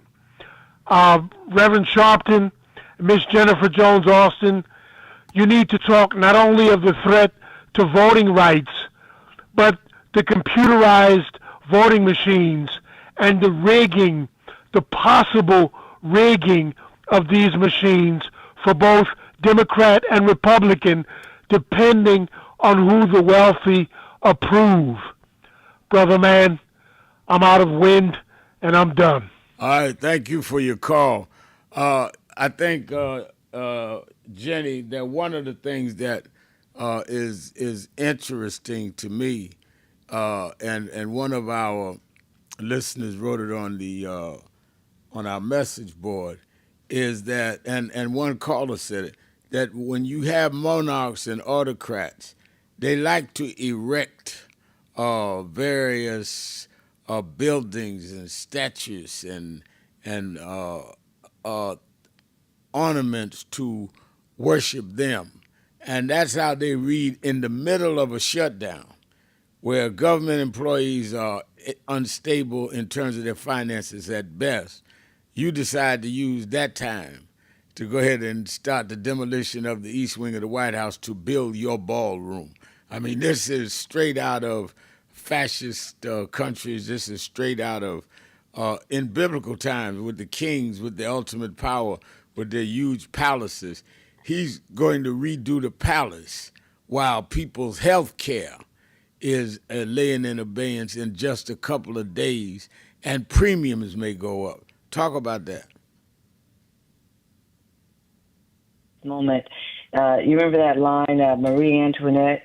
She was the queen, with one of the kings in England, and she said, let them eat cake, and she was referring to her, it was like her indifference for the poor. She didn't care anything about them as they were suffering and struggling. And she was like, like be done with them. Or maybe she was French. It was French. And she was tied to the French king. And she said, let him eat cake. That's what Trump is doing right now. Trump literally, and just think about this for a moment. Trump is threatening to hold more food support for people who struggle to put food on the table. Threatened to hold back $60 billion in food supports if they don't end the shutdown, like trying to, come hard for the Democrats and put it at their feet and say, if you don't come back to the table, I'm going to keep $60 billion worth of food from reaching the tables of low-income people, while erecting what they're saying is estimated now to be, $300 million? Yeah, he said himself yesterday he needs $300 million. Started at $200 million, went to $250, now it's up to $300 million. Let's go to Raj in Cleveland, Ohio. Raj, you're keeping it real with Shopton and Jones Austin. Hey, Reverend Jenny, how you guys doing? Doing well, doing well. Good. Oh, okay, thanks. Yeah, Ray, he was asking when did you think the whole MAGA thing started by another name? Yeah, you're right. It goes way back. It goes back, in various forms, but I'll say very, as far as being relevant, I would say the Nazis, they decided, they would have to take America down by economics and politics even before the war ended, and that was Hitler's generals. And then you had after civil rights, the backlash against the civil rights movement. There's a guy that wrote a book, Chris Caldwell, America Since the 60s, the Age of Entitlement. And they decided that the civil rights movement cost white America, mainstream America, money. It just cost them money that they thought they shouldn't have to use to fund, to expand the government for blacks. And the evangelicals was part of that too. But I ain't gonna hold you then. But I want to say I ain't gonna say magic number, but that number is real. 3,565,000 legal votes were rejected, and had they been counted, Kamala would have won the 4 major states that would have got her the election. The 286 delegates was Wisconsin, Michigan, Pennsylvania, and Georgia. But that's already been that's fact. That's why they're trying to change the voting district lines so that they can maintain the House and maintain the electoral process. I think that is absolutely correct. That's absolutely correct. Thank you for your call, Rod. Jenny, one of the things that I think that is the challenge, one caller mentioned Corinne Jean-Pierre's book, where she's now left the Democratic Party and gone independent, saying that she was outraged at how they acted, the Democrats in 24 toward Biden and other things. And then you have, I think that is interesting. And I'm going to have Corinne on my show. I'm going to have Abby Phillips on my show. She wrote a book on Reverend Jackson's 84-88 run and what it means today. But I think that we've got to be very clear that as we look at these different analysis and theories, and they're good and sound, and we ought to argue them out and debate them in our head, we also must deal with the fact that the debate and the arguing becomes futile if they undercut our rights to vote. We're arguing about nothing because we will not be able to execute anything. So I think what we first must do is fight and preserve the right to vote and the protections of those rights. And then we can debate about what we do with the vote. But right now, they're trying to dilute the vote no matter what your case may be. Absolutely, absolutely. Now, the only thing that I would say, Reverend Sharpton, is that some of the challenge that we have when people, and maybe this is adding to what you're saying, when we start getting into what party with which you're affiliated, that's actually in some ways also kind of furthering what the aim and intent is of the people who are trying to take away our votes. You know, the greater division that you can sow, the further you diminish the vote, even if you have it. And so you need to center on preservation of the vote at all costs, and then we can talk about how you're going to use it. They want us to be divided and say, what is the point to begin with anyway? And so then you're centered more on, is my vote worth anything, rather than my vote is worth an absolute lot, and that's why I need to get in line, get in place, and actually be a part of the efforts, the lawsuits, the actions, the lobbying, the advocacy to keep the vote alive. Let's go to Norm in DeSantisburg, Florida. Norm. Hey, Reverend, how are you doing? I'm doing very well. How are you? I'm fine. I wanted to talk about this administrative state and bureaucracy and those sort of things, but there's something that came up recently here in Tampa where we had a man. This was a story. It said a man was arrested for pointing a laser at a helicopter. Okay? And so the police were looking for a guy, and they were looking for as a suspect. And they, while they were flying, maybe about 2 or 3 miles, a laser was pointed or flashing around. So they went to the site of the laser, and they pointed where this laser beam had come from. And so they went to the person's house, and it turns out that when they knocked on the door, a lady came to the door. This lady lady works for us and is a pharmacy tech. And she came to the door, and she had her kids. And what happened was that the police said, "Is there a man here with a man standing?" She said, "No." And then they saw a little 13-year-old boy. They said, "Who's that?" And they said, "That's her son." And they arrested him. Wow. And put it on there. His name, Angel Lesson. And they arrested this kid and kept him for 12 hours. And now they called over here at work, at his work, the mother at work, and said, "Okay, we want you to, we charge him with a felony. We want you to take all these courses and these classes so we can excuse the felony." I mean, and we're saying, don't do that. You know, you got to get a lawyer. Yeah. I mean, definitely get a lawyer. What's Do not down here, and do not it's let in, that happen. and it is on the internet too. I mean, they put this video fashion of this kid, put his name in there, named Angel, put his date of birth in there, and also put his address on there. Yeah. Wow. On there, and you can see this on TikTok and those sort of things. Wow. All right, Okay? thank you for your call. Let me take my break. All right. Keeping it real. Shopton. Be right back. So who is Al Sharpton anyway? Who is this 33-year-old preacher without a church? A number of black New Yorkers as well. He is little more than a pudgy exhibitionist who can be counted on to show up, bullhorn in hand, at every racial incident.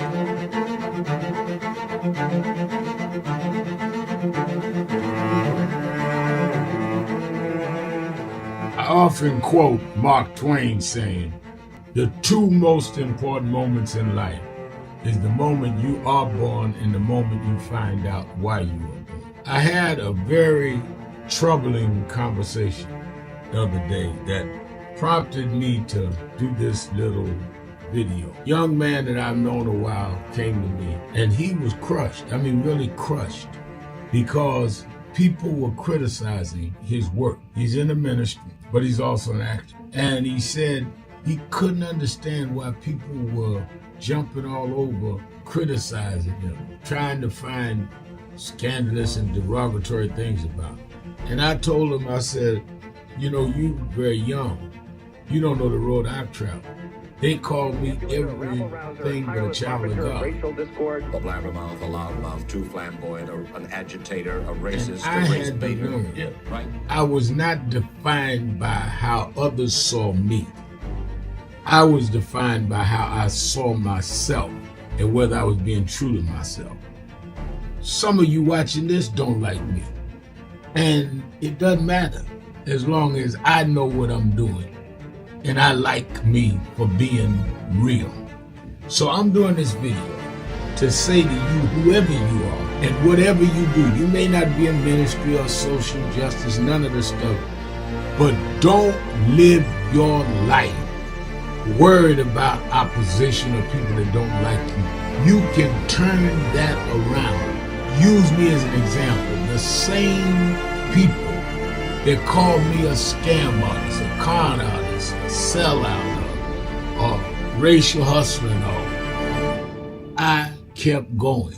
And the people I respected started respecting and publicly embracing my work. When Coretta Scott King, the widow of Dr. Martin Luther King Jr., had this to say about Al Sharpton. A leader who has protested injustice with a passionate, unrelenting commitment to nonviolent action in the spirit and tradition of Martin Luther King Jr. And I am talking about your leader, our leader, the Reverend Al Sharpton. The other thing that hasn't changed is the National Action Network's commitment to fight injustice and inequality here in New York City and across America. And that's not only a testament to Reverend Sharpton, it's a testament to all of you who are here tonight. First and foremost, to Reverend Sharpton. I saw him when he first came on the scene, and I have marveled at his tenacity, at the development of his intellect, and his devotion to our movement, and much he has contributed to the world we are experiencing. I am honored, and I must say that when I had my debate with Dr. King on the issue of the church and religion, he didn't warn me that after his departure, his space would be filled by another preacher, and that preacher would be Al Sharpton. All you want in life is people that matter to you to say you did all right. And more important, that you can look in the mirror and say you did all right. Thank you, Rev. Thanks for that introduction. Look, we've known each other for a long time. I'm grateful not only for your leadership and partnership, but quite frankly, more importantly, for your friendship. And thanks to all of you, members of our nation's most important civil rights organization. You have been, over all of your years, such an extraordinary leader. You are a voice of truth, a voice of conscience, a voice of practicality around what we must address and what we can do. And I thank you so much for your friendship. I remember that most of the youth around Al's age, he was about 12, wanted to be like Connie Hawkins, a great basketball player, legend, or Earl the Pearl, or Clyde Frazier. Al wanted to be like Adam Powell, a powerful preacher with a social justice gospel. He was very close to, at that time, to Reverend William Augustus Jones, powerful preacher and social justice advocate, and Reverend Gardner Taylor State right down the street, and Bishop Washington, whose church he came from, and Reverend Sandy Ray. He wanted to be like these giant preachers. He wanted them to have the edge, however, of the King's social justice dimension. He wanted to be like them, now he's one of them. Perhaps taller than most of them because of the risks he has taken and the reward God has given him with his gift. I remember so well that I first escorted him to jail. He was around 13 years old, with the jail fighting the ANP. He was in the lineage of our struggle. He grew up in it. We didn't just see him on TV one night. He didn't happen. He came bottom up, not top down.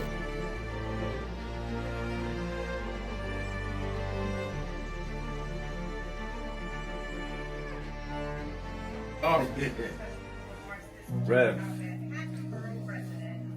You know, you were right there from the beginning with the stuff that Yep. was going on in Brooklyn at that time, at Howard Beach. You were right there. He had in one of the early movies, he had my name. Then he put me in Malcolm, and I wasn't even old enough to know Malcolm. We've been through it all. For those who see Malcolm X, it's 3 hours. But fast forward to the scene with yourself, Bobby Seale. Right. Bobby Seale, Denzel, and me. Yeah. Denzel was on the set. Now, let me ask a question. Yep. What was your weight on that scene? Probably about 270. I was bigger then. Yeah. Still had the hair, man. Yeah, you had the hair on. Yeah, it was Denzel, yourself, and Bobby Seale. Yeah, all in one scene. And also, there was no cut. So we went like this. That's right. That's right. That's right. Yeah. Only Spike could have done that. It's my brother right here. My baby. Brooklyn's in the house. Yes, sir. Brooklyn's in the house. BK.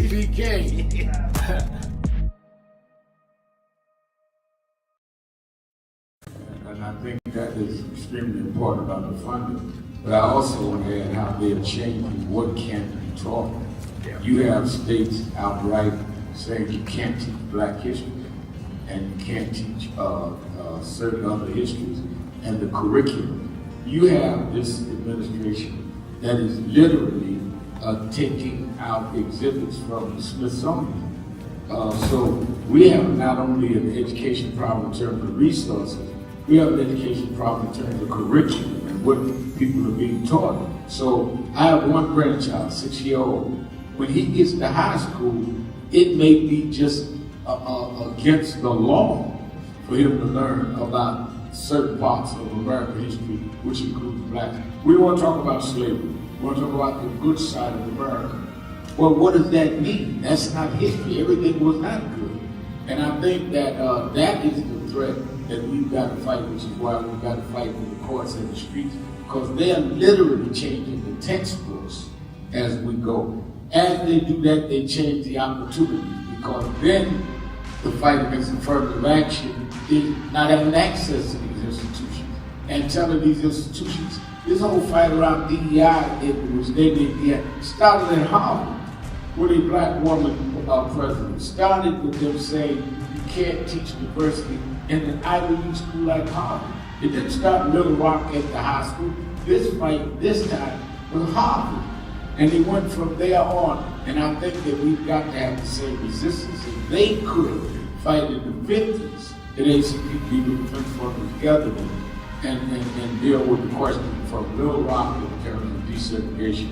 Then we that are far more educated, far more economically secure personally, have no excuse in the age of what they did in Harvard not to be standing up back in this.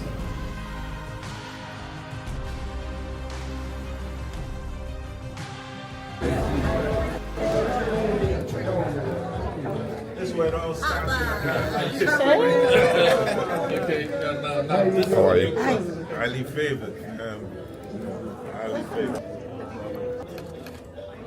Perfect. Thank you. Thank you. All right. Love you. Over your house. All right, family.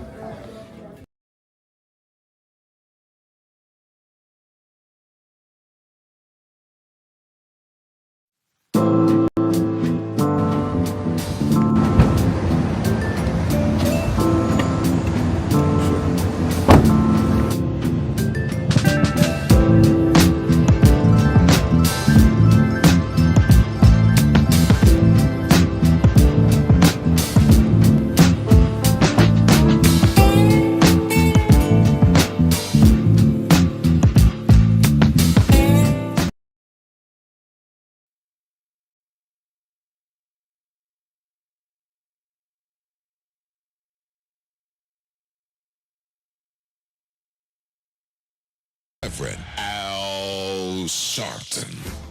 You're live. Keeping it real, keeping it real. I'm your host, Reverend Al Sharpton, and we're back 1-877-532-5797. Let me go to the live line, because in the middle of all of these, the shutdowns, and many of you around the country directly impacted, and all of us indirectly, I had reached out to our minority leader of the House, Hakeem Jeffries, who has been a member of National Action Network for many years, and we know each other well. And I reached out to him because I wanted him to spend a few minutes on the air to give us an update of where we are or where we are not in terms of the shutdown. And I'm also concerned when I heard about the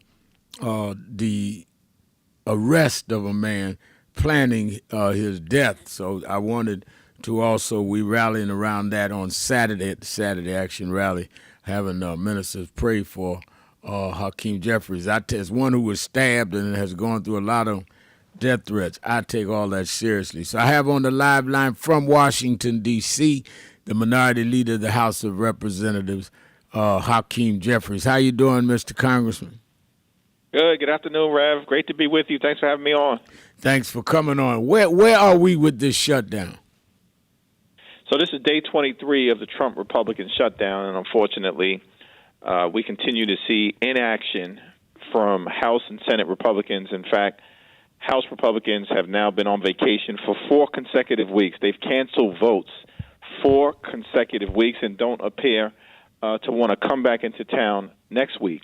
We've repeatedly made clear as Democrats in the House and the Senate that we're willing to sit down with anyone, anytime, any place, either at the Capitol or back at the White House, to reopen the government, to find a bipartisan path forward toward enacting a spending agreement that makes sense for the American people, but it has to make life better for the American people, including in addressing the health care crisis that Republicans have created, which is devastating people all across the country, including in black and brown communities, working class communities, rural America, urban America, small town America, and the heartland of America.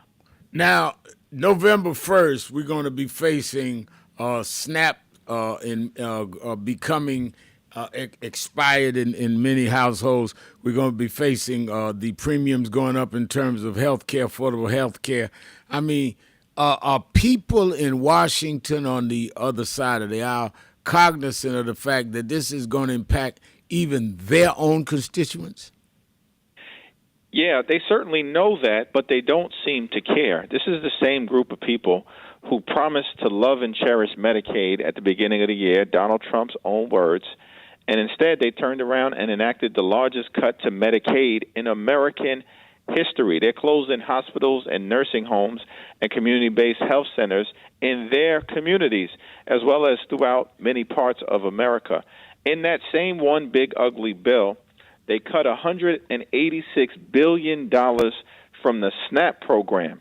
Literally, Rev, they took food out of the mouths of hungry children and seniors and veterans and women and families, and they did all of this so they could reward their billionaire donors with massive tax breaks that they made permanent. And now, as you pointed out, when we're facing the significant likelihood that on November 1st, when open enrollment begins, that tens of millions of Americans are about to experience dramatically increased health care premiums because Republicans refuse to extend the Affordable Care Act tax credits. Cruelty is the point for these extremists on the other side of the aisle, even when it comes to hurting the same people that they, in fact, represent. Now, let me ask you, how are you doing in the wake of these threats? I know your family well, and in fact, I went to your father's wake in Ohio, and I've been concerned about, I know you and those of us in public life expected, but it's a real trauma on your wife, your children, your mother. How's everybody faring and dealing with these legitimate threats? Well, thank you, Rev, for your support and for the prayers and for organizing members of the clergy on my behalf, on behalf of the family and the community. We're all very appreciative for your leadership, of course. And, you know, unfortunately, in this moment of great political violence in this country, it is something that we have come to expect. It's not easy on the family and, you know, loved ones and community members, and I'm appreciative of everybody reaching out. But we're not going to bend. We're not going to break. We're not going to bow down. We're not going to be intimidated by these extremists. That's what they want us to do. They want to try to throw us off course, and we're not going to allow it to happen. You know, one of the things that I think everybody needs to know about this particular situation is that it highlights the fact that on Donald Trump's first day in office, he pardoned hundreds of violent felons who stormed the Capitol on January 6th. That's what he did. And then he released these people, including this individual who, was prepared to try to assassinate me. He released these people into communities all across the country, and many of them have already engaged in reoffenses, committed crimes in neighborhoods all throughout America. And Republicans have almost uniformly supported those pardons. And this is a party, Republicans, that want to pretend as if they care about law and order. Of course, they're all about lawlessness and disorder. And this was just another in a continuing set of examples. I'm thankful to state and local law enforcement, of course, for their swift efforts. But most importantly, we're going to continue to stand up for the American people, for their health, for their public safety, and for their economic well-being in terms of making sure that everybody has an opportunity to live a comfortable life. I need to ask you this. You and I and Senator Schumer and Greg Meeks, others have not endorsed in the local mayor's race. I understand that Mayor Adams is endorsing Andrew Cuomo today. We've had all of us individually conversations with Mandani and others. Do you expect to make any endorsement? Early voting starts Saturday. Yeah, early voting starts on Saturday. I do hope to talk to our Democratic nominee at some point, either late today or tomorrow, in advance of early voting.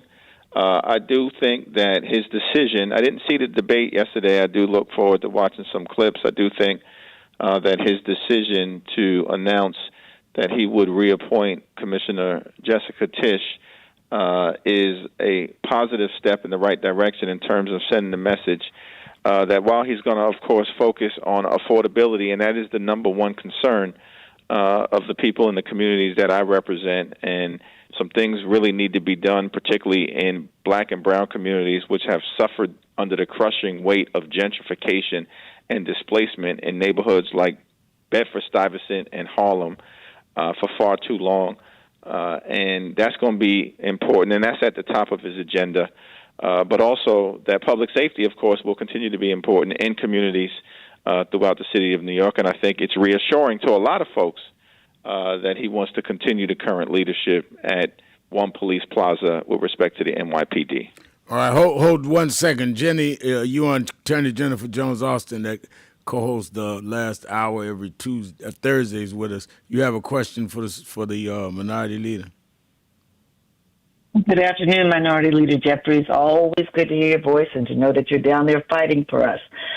Very simple question. In this moment, what should we, those of us who are sitting around saying, how do we engage, how do we support your leadership, how do we support the fighting back? What should we be doing in this moment? Yeah, well, Jennifer, thank you. So good to hear your voice and appreciate your leadership in Brooklyn, of course, our beloved Brooklyn, as well as the city of New York and beyond. I think one of the things that we want to emphasize over the next few days, next few weeks, is that as people begin to get information, notices that their health care premiums are going to skyrocket, we want to elevate those stories because we're fighting for all of you, and this is a very real crisis.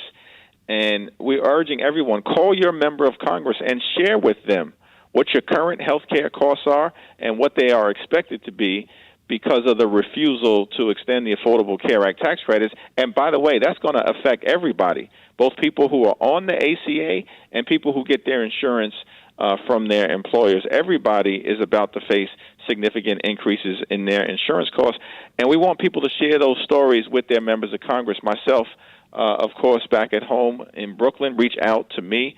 I'm at the Shirley Chisholm State Office building. Everybody, I think, who represents me, who I represent, knows how to reach us. But we want to be able to elevate these stories in the midst of this Trump Republican shutdown so we can further illustrate why we are fighting to address this Republican health care crisis. And then if you live in New Jersey, if you live in Virginia, or Pennsylvania, you've got some important races that are on the ballot on November 4th.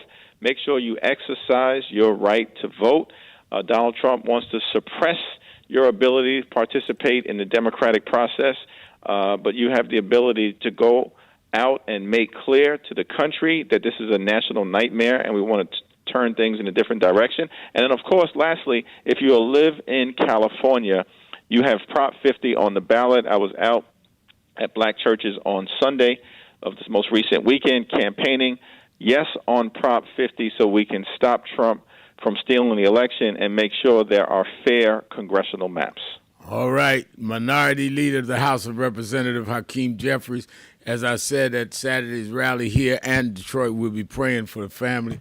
I think we're trying to get you on Politics Nation one night this weekend to get the update. We'll be in touch. Thank you for coming on. We will be right back after the break. Thank you, sir. Going back to the phones with you, 1-877-532-5797. Be right back. We have a young man in the studio who I think is an astounding young brother because of his youth. He's only 19 years old, and he's accomplished a lot, and he's here to make a presentation to James Brown, and we'd like to welcome him warmly. His name is Al Sharpton. How about it for Al Sharpton? Al is the National Director of the National Youth Movement Incorporated. Right, Al? That's right. And what do we have here? Well, we come to break tradition. We know that in the recording industry that they give a gold record to those that achieve a million seller. But we view your million seller payback as a black record because it is relevant and says many of the things that young blacks have tried to say and could not musically express in our own little way. And we feel the payback is sort of like the theme song of Young Black America in 1974.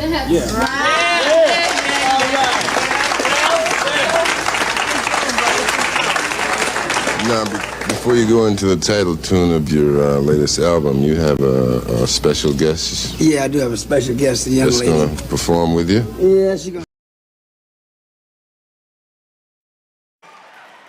1, 2, 3, I got the feeling. Hey, baby, baby, I got the feeling. Oh, I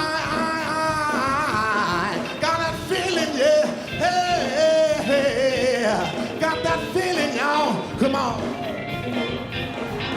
Feeling, baby. Oh, I got the feeling, y'all. Can you put your hands together? I got the feeling. Oh, won't you say, baby, baby, I got that.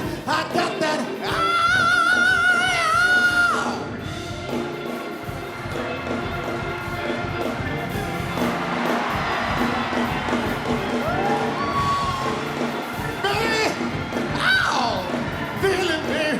Oh, hey, baby, baby, baby, baby, baby, baby, baby, baby, baby. Come on, sing it out, baby, baby. Come on. Can't hear you. Hey, I got that. Thank you so much. My name is True Osborne. Humbled and honored.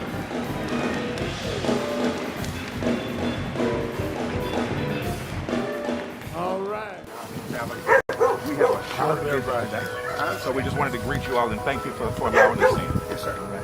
We were here. They were on the plantation. Our family was on the plantation. Wow. And that's, of course, that's the slave house. It's one of the slave houses. Sir, it's been 13 years. That's right. Good to How see you been? Doing fine. Good.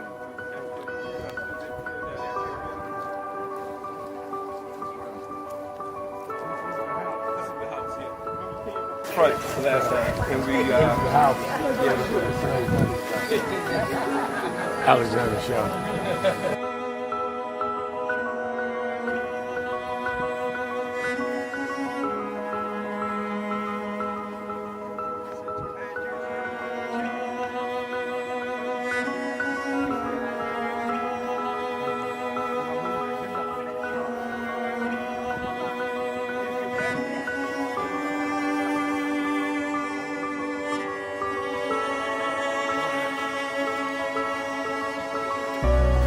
How many slaves were staying there? I have no idea. This is where they would have a slave. Yeah, that's what exactly. That was exactly.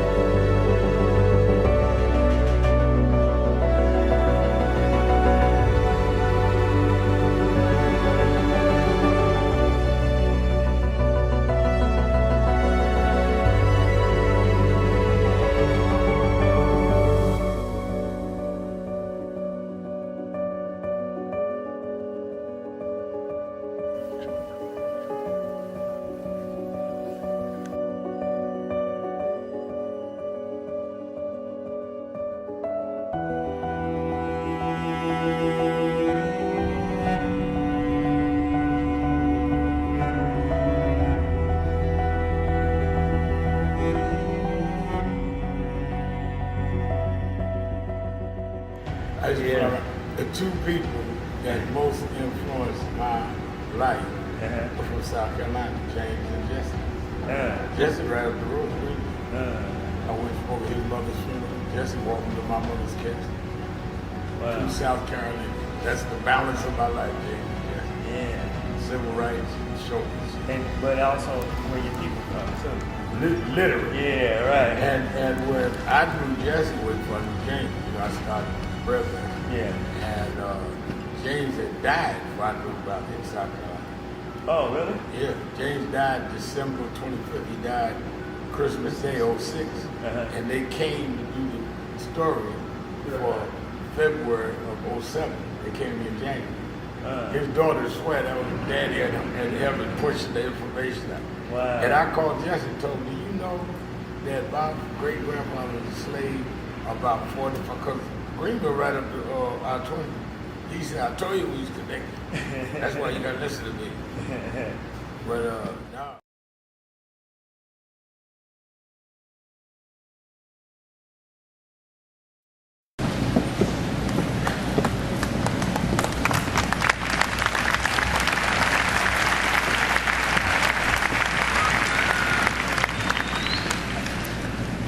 All over the world today, people are gathered in love vigils to celebrate the life of a man that taught the world how to love. People may be wondering why there's such an emotional outburst, but you would have to understand the journey of Michael to understand what he meant to all of us. For these that sit here as the Jackson family, a mother and father with 9 children that rose from a working class family in Gary, Indiana. They had nothing but a dream.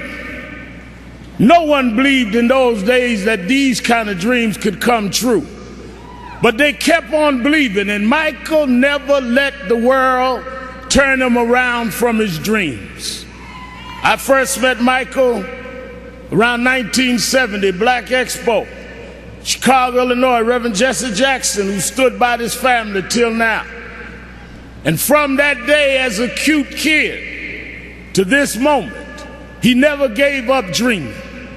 It was that dream that changed culture all over the world. When Michael started, it was a different world. But because Michael kept going, because he didn't accept limitations, because he refused to let people decide his boundaries, he opened up the whole world. In the music world, he put on one glove, pulled his pants up, and broke down the color curtain, where now our videos are shown and magazines put us on the cover. It was Michael Jackson that brought blacks and whites and Asians and Latinos together. It was Michael Jackson that made us sing "We Are the World" and feed the hungry long before Live Aid.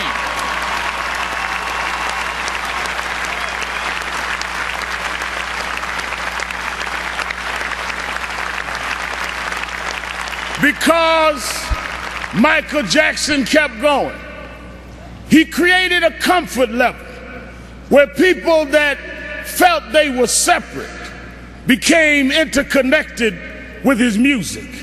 And it was that comfort level that kids from Japan and Ghana and France and Iowa and Pennsylvania got comfortable enough with each other to later it wasn't strange to us to watch Oprah on television. It wasn't strange to watch Tiger Woods golf. Those young kids grew up from being teenage, comfortable fans of Michael to being 40 years old and being comfortable to vote for a person of color to be the president of the United States of Reverend Al America. Sharpton, Attorney Jennifer Jones-Austin is our co-host.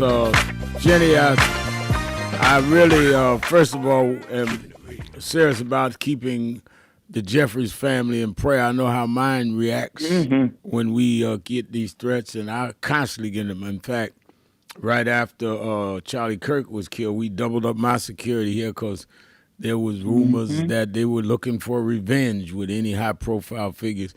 But at the same time, I think that the gravity of what we're facing in this shutdown and this November 1st deadline, I think it was important for he himself to come on Black Radio and Sirius, as well as our live stream, and talk about the gravity of that, because he has to balance the Democratic caucus.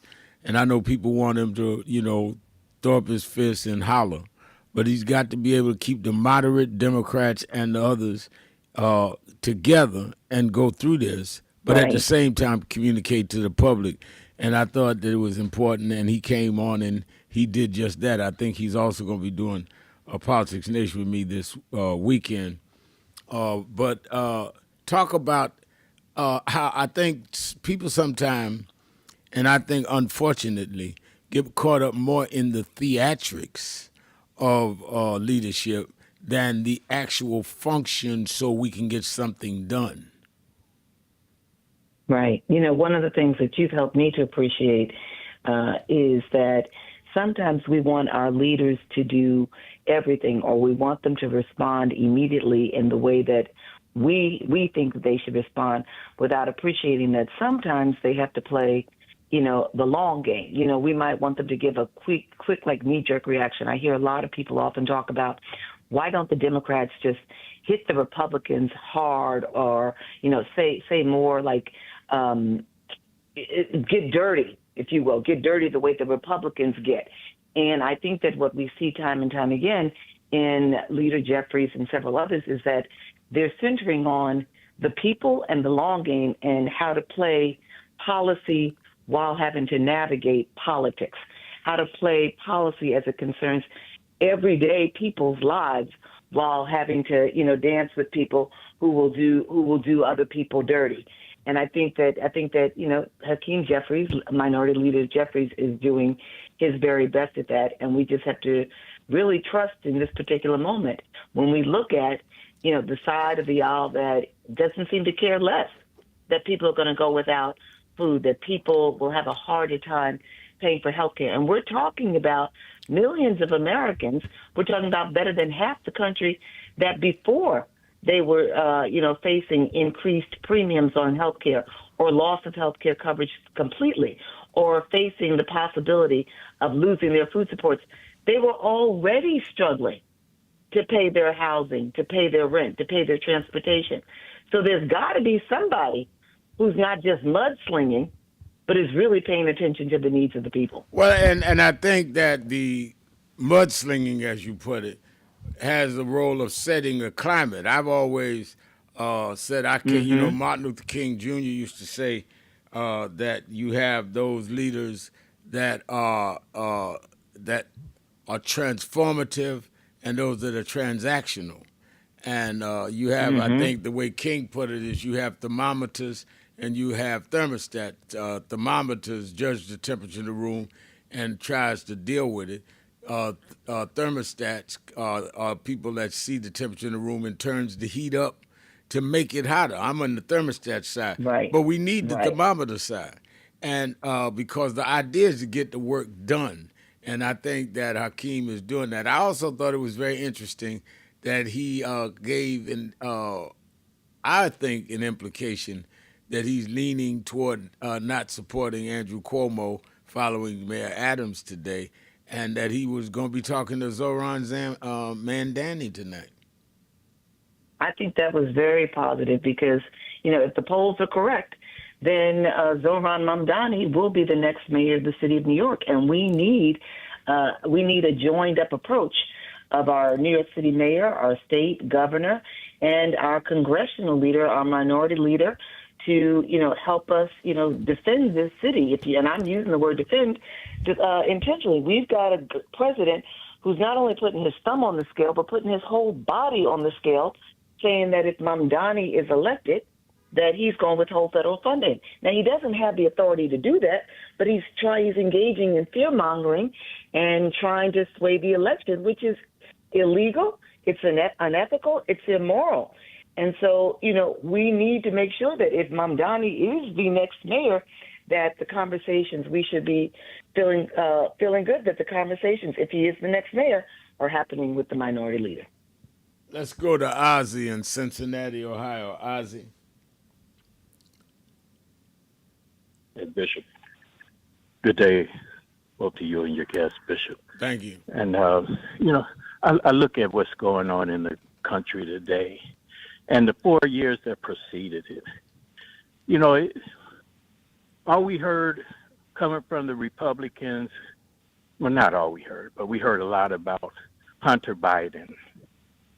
And I just want to ask, why has the conversation gone to people of color more so than Hunter Biden?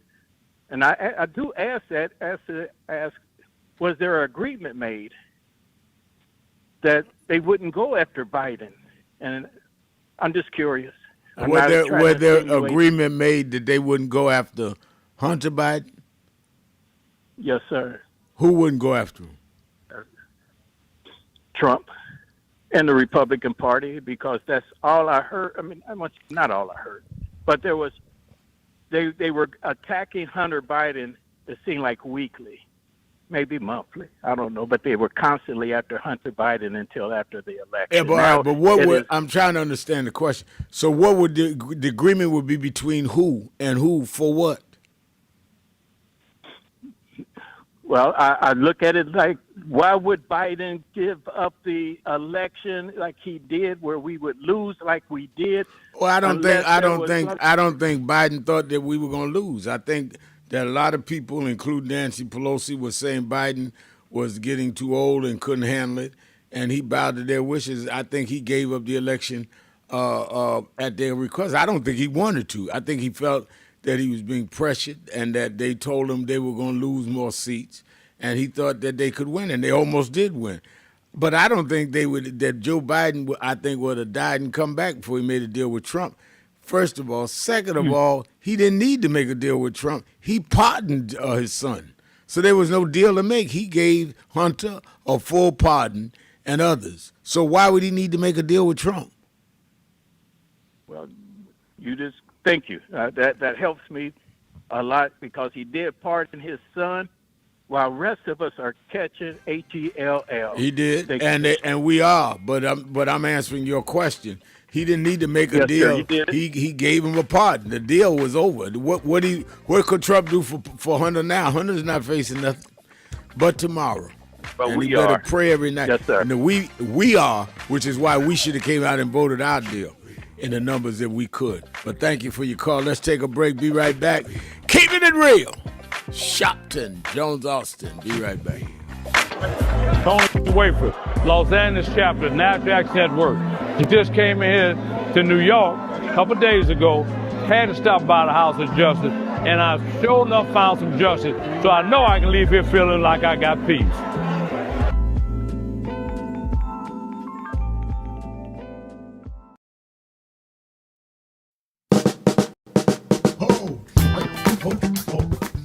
Do I seem excited? I am excited because this Saturday, the National Action Network Saturday Action Rally starts live on WBLS 107.5 FM in New York. We're going to expand. Every Saturday morning, we're live on WBLS 107.5 from 10 a.m. to 11. You'll hear the message. You'll feel the energy. You'll be involved. You won't be sitting around talking about, oh my God, look at what's happening. You'll be involved in dealing with what's happening. I'm excited, and you should be excited too. Turn on WBLS 10 a.m. every Saturday morning. I have a message for you, and if you want to, you can come to the House of Justice and be there live, 145th Street and Lenox Avenue. We kick off at 9, and we don't stop until we deal with getting our people energized.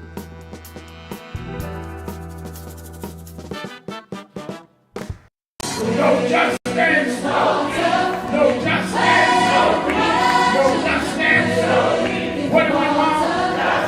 What do we want? We are the sons and the daughters. We gotta stand up and make it loud. Just like our God told the Pharaoh, let my people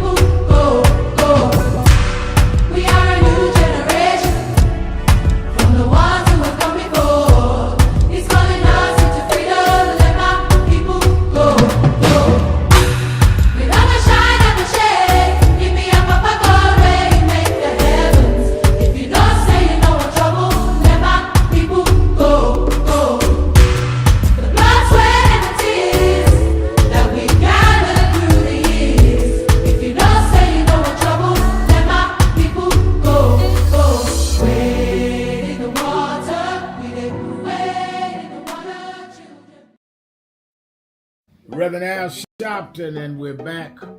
1-877-532-5797. 1-877-532-5797. Let's go back to the phone. Attorney Jennifer Jones Austin is. Every day, Monday through Friday, I do 3 hours a day on Keeping It Real with Reverend Al Sharpton. I do 1 hour on Sunday mornings with Sunday Morning with Reverend Al Sharpton. And I'm live on radio and TV with the Saturday Action Rally. 7 days a week, I talk to our people, hear from them, to call in. I'm sick and tired of people talking for people that they don't talk to. So go on www.nationalactionnetwork.net. Listen to my show, call in, express your opinion. You don't have to agree with me. But let's start talking to each other rather than about each other and lecturing at each other. Let's keep it real with Sharpton.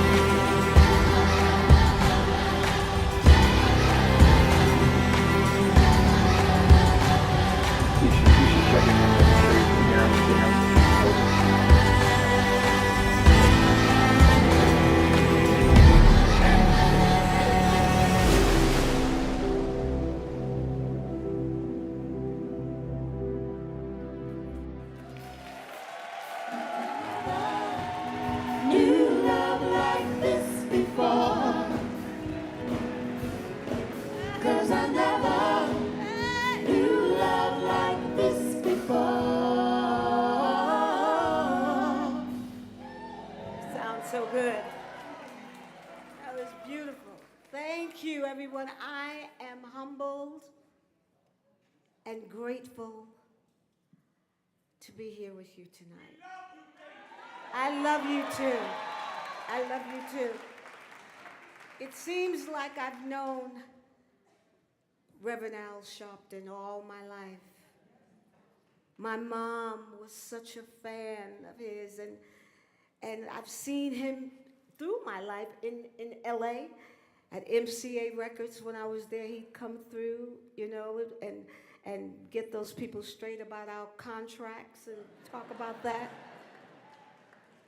And I haven't been honored a lot. Maybe this is my second time, and I'm 68 years old.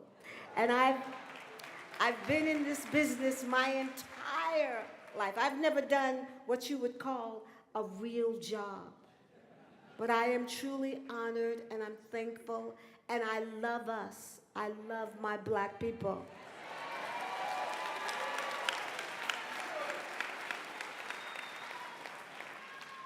And I fight for us, and I want the women, the black women, to really know their worth.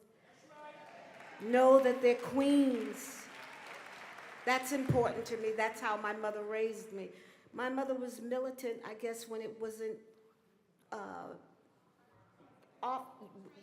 trendy, yes. Because when I was a little girl, my mother and father would drive in Brooklyn. I'm from Brooklyn, Bed-Stuy, do or die. And when she would see police officers handling black children or a black boy or a girl, she would have my father stop and say, she'd get out of the car and she'd say, "What's going on here? Wait a minute, what you doing?" All the time. So it's natural that I'm that way, because I'm so tired of seeing our black men beaten with handcuffs. They have handcuffs on. That's important to me. You're live live. You're live. Keeping it real. Keeping it real. I'm your host, Reverend Al Sharpton, and we're back. 1-877-532-5797. Attorney Jennifer Jones Austin is our co-host. Don't forget, watch Politics Nation with Al Sharpton live at 5 p.m. Eastern Time, Saturday and Sunday. We always have the best. We get the guest that's in the thick of what is happening, like Hakeem Jeffries. And anything may change by Saturday and Sunday. We're going to have on the senators and members of Congress and governors. And you know I'm going to ask the real questions. And I'm not one that hesitates to say, but what about black folks? How does this affect us? Watch the show, support the show as you have, which is why we've been on 14 years. Every Saturday, Sunday, 5 p.m. Eastern Time on Saturdays and Sundays on MSNBC. And you in the tri-state area, in the New York area, join us at the Saturday Action Rally this week in Saturday, 9 a.m. to 11 a.m. I'll be looking for you. Among the other things, we're going to pray for Hakeem Jeffries and their family. They arrested this man, meaning even under the Trump administration, they had to say this is a real threat. And this was a man who was in the January 6th attempted insurrection and was convicted, went to jail. Trump pardoned him. So we're going to, among other things, pray for that and also kick off early voting. So make sure you're at the rally this Saturday, you that are in the tri-state area. And you that are not, you can watch it live on Impact Television. And as Speaker Jeffrey, I hope he will be Speaker after the midterm. Minority Leader Jeffrey said you've got big elections in New Jersey, New York, California, the referendum on the ballot. I know Detroit has a mayor's race. There's a lot of races around the country, and we need to get people out. Don't just wait till the midterm election. There's elections right now. All right, Jenny, let's go back to the phones. It's Policy Day. Let's see what Todd has on his mind. Todd.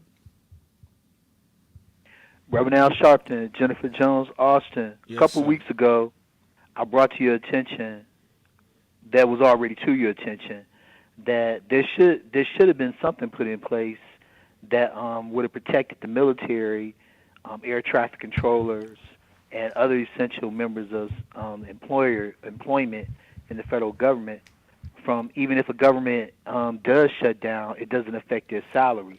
In June of this year, Calvert, congressperson from California, Republican, introduced a bill that failed in the Senate 50-44 for just that purpose, to make sure that the military was funded so that their salaries were paid. Now, he has some flaws in this bill that I'm describing as flaws. So I have mixed feelings as to whether I'm okay with it having failed or not. He didn't want to take care of housing, and I thought that should have been part of it for the spouses and things such as that. But his belief was just make sure they get paid their due for their work, their salaries, their pay. And whether independent contractors and other engagers of the military get paid, that's a separate matter. But it didn't make it. Now, the one that I thought was solid came up in September before October 1st, which means she was clearly operating in her duties of trying to make sure that we did not have our 11th government shutdown, was Democrat Jennifer Keegan from Virginia. And her belief was and is that her bill was structured in such a way that from here on out, there is no problem with military getting paid during, if there's a government shutdown or if not. The same thing that I've been saying all along. If you are operating in good standings with your employment agreement with the federal government, whatever your position is, whether it be essential or not, you should be getting paid, especially the military. Michael Johnson refused to even bring it to the floor. The reason Michael Johnson refused to bring it to the floor is because him and his other people who think they're in control of the government and are not. Having the majority vote does not put you in control. It just means you have the majority vote. Him and his other co-conspirators decided you're going to take every single thing in our bill that we're proposing 119-1. And if you don't take every single thing in our bill that we're proposing, we're going to blame it on the Democratic Party, that's the reason why the government shut down. But had they listened to her, had they read it through, and had more people of the public read it through, they would know at least that would have been done. And that is an example of what we have talked about on this broadcast multiple times before. These bills have too much stuff in it. In addition to that, separate from her bill that was introduced, if I didn't say it before, it was HR 5401. That was the bill that she introduced and never made it because Johnson wouldn't bring it to the vote. In addition to that, it's clear that the Republican Party members, taxpayer-funded employees, were not going to really consider extending the Affordable Health Care Act tax credits. Some of them claim that first vote on our bill and get the government open, and then we'll deal with it then. But they've had 2 years to deal with this at least, and they had all of the summer. And even though the Democrats did vote in favor with some of their previous proposal to keep the government funded, they made it clear all along we're not going to let this get to the last minute on these tax credits. The country hasn't responded, has not fully recovered from the COVID crisis, and the credits need to be extended. No, I think that's true, but I think, Jenny and Todd, I think that the point that you make is a very important point that people seem to, in my opinion, choose to forget, and that is that they had said all along, they being the Democrats, they being Hakeem Jeffries, that they were not going to move in terms of financing the government until they were clear about the November 1st deadlines in terms of the premiums going up, in terms of the Affordable Care Act. And they knew this for months. They played it all the way till now. Okay, years. They played it all the way till now that we're at October 23rd and going into the third week of a shutdown. That they knew what was going. What they were betting on is that the Democrats would fold like they did before, and they didn't fold this time. And I think that now they're starting to get backlash for that and the tariffs. I think I keep bringing up these soybean farmers that are outraged that they lost the China market, which was a lot of their business. And then this country bailed out Argentina, and Argentina started selling its soybeans to China. So you got the tariffs, you got the government shutdown, and in the middle of that, you giving money to Argentina and building a ballroom at the White House.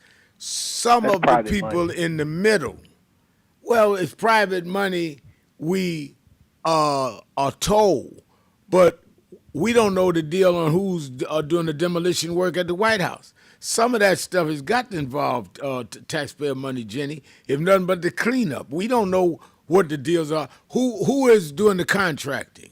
And who's paying that? And have they started collecting the private money? They're knocking down the East Wing now. Now, who's paying for it? My understanding is that's private money. Your understanding is that he was going to raise private money. They're working now. They're not telling those construction workers. Right. They're not telling those construction workers we'll pay you when we get the money. Who's working? Well, we're looking at demolition crews right now. That's right. Here's something that should be acknowledged on my part. I don't believe the Democrats folded before. I don't think that's the appropriate term. I think they took in consideration we have some more opportunity and time here to get this done, extending these tax credits. And because we have so much opportunity and time here, we're going to go along with the agreement to fund the government prior to up to this point. But most of them that I'm aware of made it clear we're not going to let this go to the last minute. So now you got one more time, and now you could blame it on whoever you want to blame it on. The country has not recovered enough from COVID. We need to extend these tax credits for the Affordable Health Care Act.